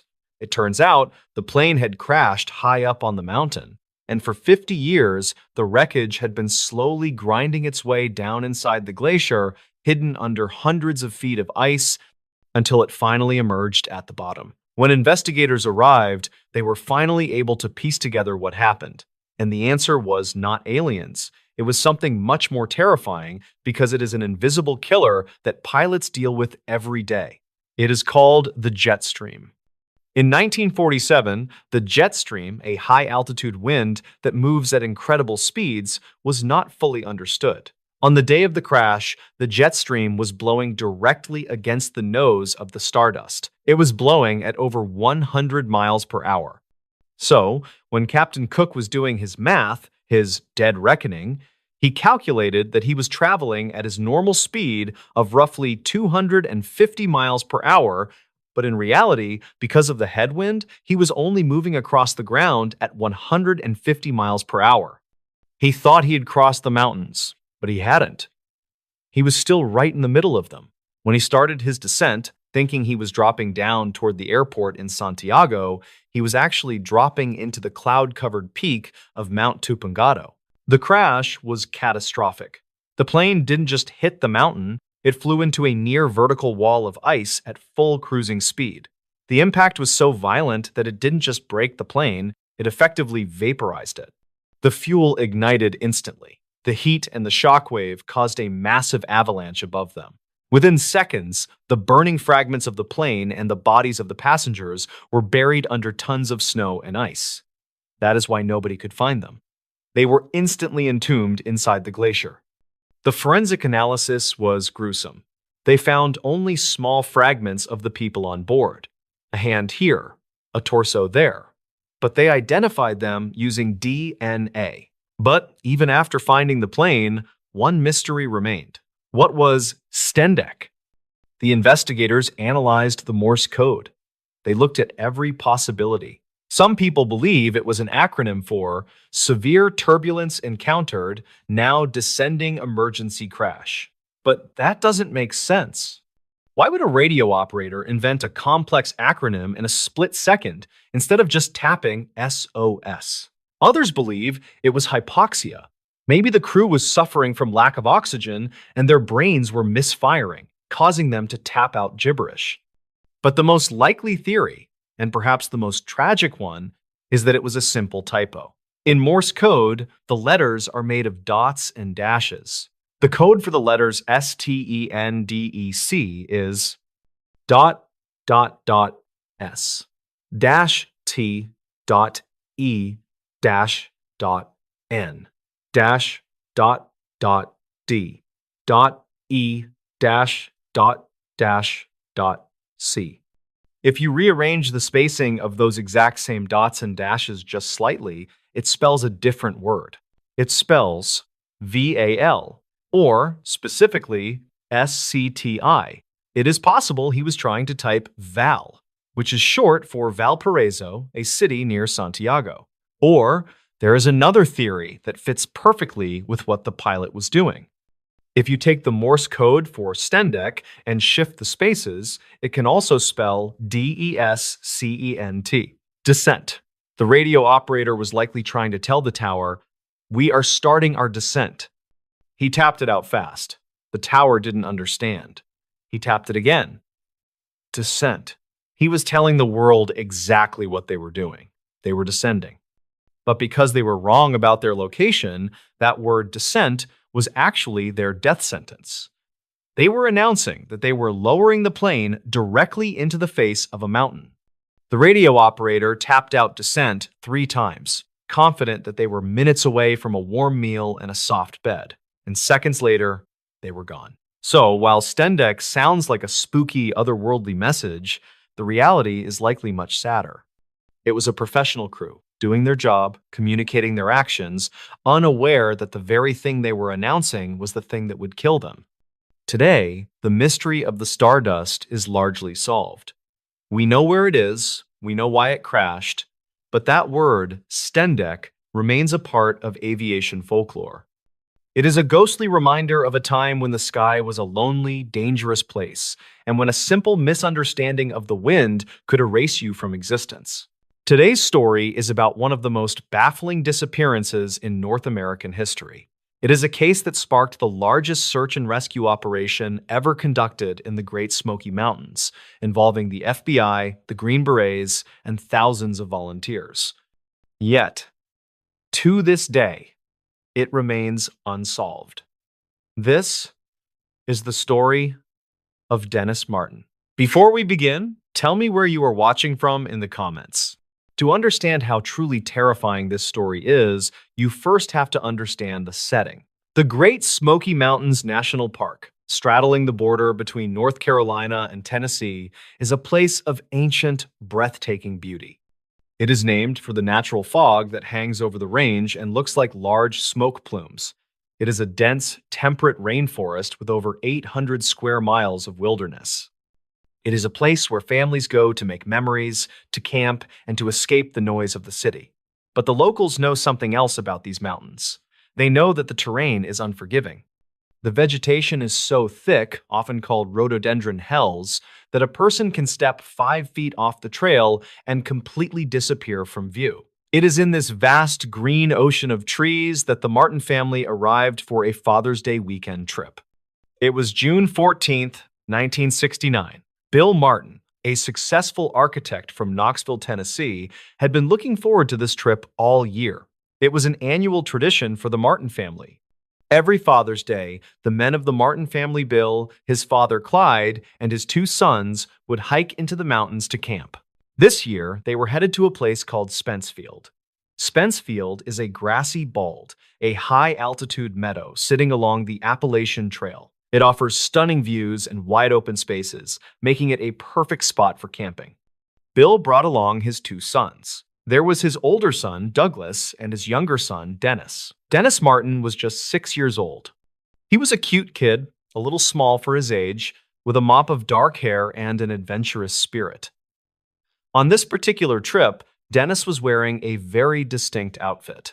He had on a bright red t-shirt, green shorts, and white socks with little Oxford-style shoes. That red shirt is a crucial detail because in the deep greens and browns of the forest, red is the one color that should stand out like a beacon.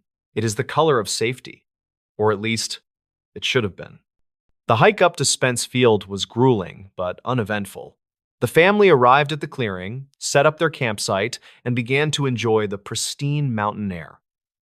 It was a beautiful Saturday afternoon. The sun was shining, the birds were singing, and the atmosphere was relaxed.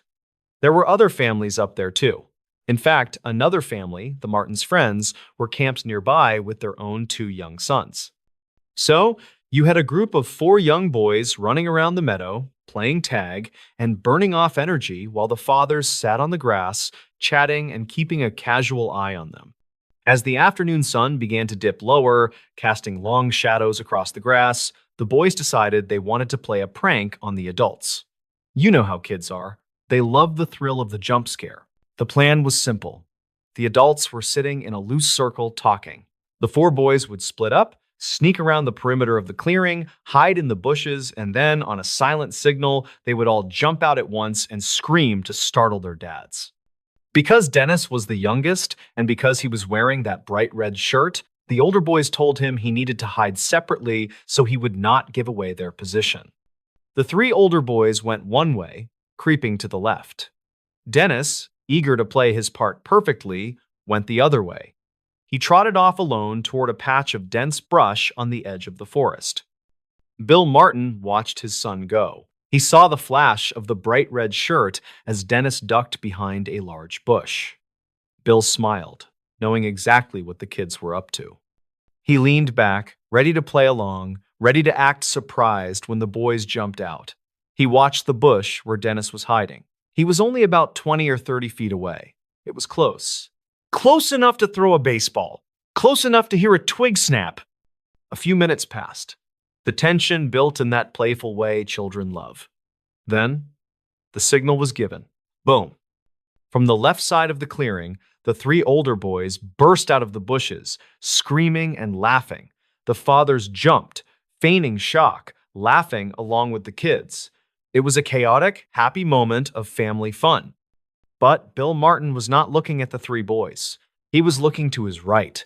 He was looking at the bush where Dennis had hidden. He was waiting for his 6-year-old to jump out and join the fun. But Dennis did not jump out. The laughter of the other boys died down. They looked around, breathless and smiling. "Where's Dennis?" one of them asked. Bill stood up. He felt a tiny prick of annoyance, thinking maybe Dennis had misunderstood the plan or was just being shy. "Dennis?" he called out. "Okay, buddy, you got us. You can come out now." There was no answer, just the sound of the wind moving through the tall grass of Spence Field. Bill walked over to the bush. He expected to see his son crouch down, giggling, hand over his mouth. Bill reached out and pulled the branches aside. There was nothing there. The space behind the bush was empty. At that specific moment, panic did not set in fully. Not yet.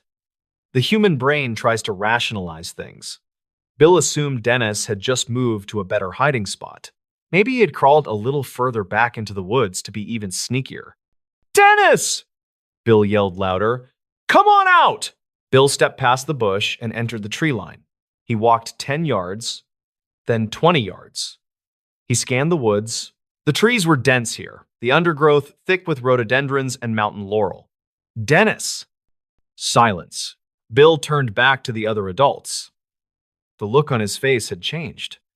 The other fathers saw it immediately, that sudden, sharp transition from relaxation to alertness. They all stood up. "He's not there," Bill said, his voice rising in pitch. For the next 10 to 15 minutes, the men frantically searched the immediate area. They ran in widening circles, calling Dennis's name. They checked the nearby trails. They checked the steep drop-offs. But there was no sign of him. No flash of a red shirt. No sound of a crying child. It was as if the earth had simply opened up and swallowed him whole in the span of 3 minutes. Bill Martin, realizing this was serious, ran miles down the trail to the ranger station to get help. By 8 in the evening, the National Park Service had been alerted. Rangers began to converge on Spence Field, but then the situation went from bad to catastrophic. As night fell over the Great Smoky Mountains, the weather turned. Dark, heavy clouds rolled in, blocking out the moon and stars. The temperature plummeted, and then the sky broke open. A massive thunderstorm struck the mountain range. It was not just a little rain, it was a deluge. In a matter of hours, nearly 3 inches of rain fell. Thunder shook the ground, and lightning flashed, illuminating the terrified faces of the searchers. This storm was the worst possible thing that could have happened. For one, it meant that a 6-year-old boy, wearing only a t-shirt and shorts, was out there alone in the freezing, wet dark. Hypothermia would set in rapidly, but from an investigative standpoint, the storm was a disaster. The torrential rain washed away everything. If there were footprints, they were turned to mud. If there was a scent trail for tracking dogs to follow, it was obliterated. The rain scrubbed the mountain clean of clues. When the sun rose the next morning, the reality of the situation set in. Dennis Martin was gone, and the clock was ticking. What followed was the largest search effort in the history of the National Park Service. News of the missing boy spread across the country. It touched a nerve. Everyone could imagine the horror of a child lost in the woods. Volunteers flooded into the park. We are talking about Boy Scout troops, college students, firemen, police officers, and local hunters. At the peak of the search, there were over 1,400 people scouring the mountainside. The search was massive, but it was also chaotic. In 1969, search and rescue protocols were not as refined as they are today. The massive influx of well-meaning volunteers actually created a problem. Thousands of people trampling through the woods destroyed any potential physical evidence that the rain had missed. They left their own footprints, dropped their own trash, and created so much noise that if Dennis had been crying out for help, no one would have heard him over the shouting of the searchers. Desperate to find the boy, the request went all the way to the White House. President Richard Nixon was briefed on the situation. In an unprecedented move, the federal government sent in the Green Berets, the special forces of the United States Army. 64 highly trained Green Berets were deployed to the Smokies. These were men trained to track enemies in the jungles of Vietnam. If anyone could find a 6-year-old boy in the woods, it was them. They set up a grid search. They moved shoulder to shoulder, crawling through the brush, checking every hollow log, every cave, every crevice. Helicopters with thermal sensors, which were primitive at the time but still high-tech for the era, flew overhead. Bloodhounds were brought in. Days turned into a week. A week turned into 2. Despite the Green Berets, the helicopters, the bloodhounds, and the thousands of volunteers, they found absolutely nothing. No scrap of red cloth, no shoe, no body. However, there were strange clues. Clues that have fueled mysteries and conspiracy theories for over 50 years. The first clue was a set of footprints found near a stream miles away from Spence Field. The tracks were small, the right size for a 6-year-old. But here is the strange part. One footprint was from an Oxford shoe, like Dennis was wearing. The other footprint was barefoot. Why would he take off one shoe? And why were the tracks leading into such rugged, dangerous territory, far away from where he disappeared? The searchers followed the direction of the tracks until they vanished into the brush, but they led to nowhere. The second clue, or rather, the second lead, is the most disturbing part of this entire story. It is the detail that keeps people awake at night. Several miles away from Spence Field, around the same time Dennis went missing, a tourist named Harold Key was hiking with his family near an area called Sea Creek. This area is very remote, rugged, and difficult to access. Harold Key and his family heard something terrifying. They heard a scream. It was an enormous, sickening scream. Harold Key described it later as a scream that definitely came from a child, a scream of pure terror. Harold stopped and scanned the ridge above him to see where the noise came from. He saw movement. Through the trees, he saw a figure, but it was not a child. Harold Key told investigators that he saw a wild man. He described a disheveled, rough-looking man moving quickly through the trees. The man appeared to be hiding, moving with a strange, stealthy gait.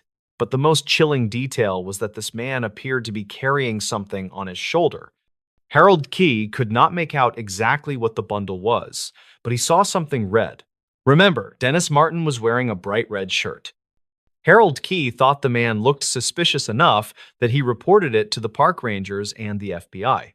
He told them about the scream, the rough-looking man, and the red object. Now, you would think this would be the breakthrough. You would think the FBI would swarm that ridge, hunting for this wild man. But that is not what happened. The FBI and the Park Service authorities determined that the sighting was too far away from Spence Field to be relevant. They calculated the distance and the ruggedness of the terrain and decided that a 6-year-old boy could not have traveled that far in the time between his disappearance and when Harold Key heard the scream. They concluded that there was no way the two events were connected. They dismissed the lead. Years later, however, expert trackers and hikers have disputed this dismissal. They argue that if Dennis had been abducted, if someone had grabbed him the moment he stepped behind that bush, the kidnapper could have moved quickly. Or perhaps Dennis, fueled by the adrenaline of panic, had run much faster and further than anyone estimated. But the authorities kept the Harold Key sighting quiet for a long time. It was not until much later, through Freedom of Information Act requests and leaked documents, that the public learned the full extent of this sighting.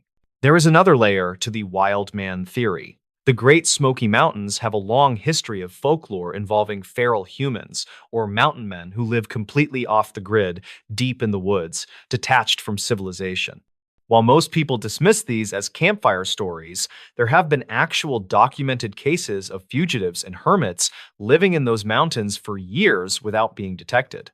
Did Dennis Martin stumble upon one of these individuals? Was he snatched by a predator who used the chaos of the mountains to hide? The search for Dennis Martin was eventually scaled back and then finally called off. It remains the most extensive and expensive search in the park's history. The Green Berets packed up and left. The volunteers went home. The Martin family was left with a hole in their hearts that would never heal. Bill Martin spent the rest of his life looking for his son. He spent his fortune, his energy, and his sanity trying to find answers. He never gave up hope that perhaps Dennis was still alive somewhere, or that at least his remains would be found so he could give him a proper burial. But the mountain never gave Dennis back. There is a tragic footnote to this story. Years later, overwhelmed by the grief and the lack of closure, and possibly suffering from other life struggles, Bill Martin passed away. Some say he died of a broken heart. The mystery of what happened on that grassy hill in 1969 destroyed not just one life, but an entire family. To this day, if you hike the Appalachian Trail near Spence Field, it is a beautiful, serene place. The views are just as spectacular as they were in 1969. But if you know the story, the silence of the woods feels a little heavier there. You look at the dense rhododendron thickets, the hells, and you wonder, how does a boy vanish in 60 seconds? Did he get lost and succumb to the elements, his small body hidden in a crevice that searchers missed by inches? Was he taken by a mountain lion? Though no blood or torn clothing was ever found. Or was there something darker roaming the woods that day? A wild man who saw a flash of a red shirt and seized an opportunity? We will likely never know the truth. The disappearance of Dennis Martin remains one of the most unsettling mysteries of the national park system. It is a reminder that no matter how safe we feel, the wilderness is vast, indifferent, and full of secrets. And that is where the story ends. But the question remains, what really happened to Dennis Martin? If you are a fan of the strange, dark, and mysterious, this case is the ultimate example of why you should always keep your loved ones close when you step into the wild. Because sometimes, all it takes is a single moment, a single turn around a bush for someone to be gone forever.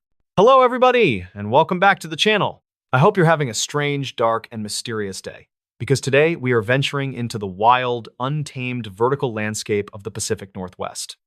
This is a story about the primal power of nature, the crushing isolation of the high peaks, and a mystery that involves two highly experienced climbers who reached the summit only to have the mountain itself devour them whole.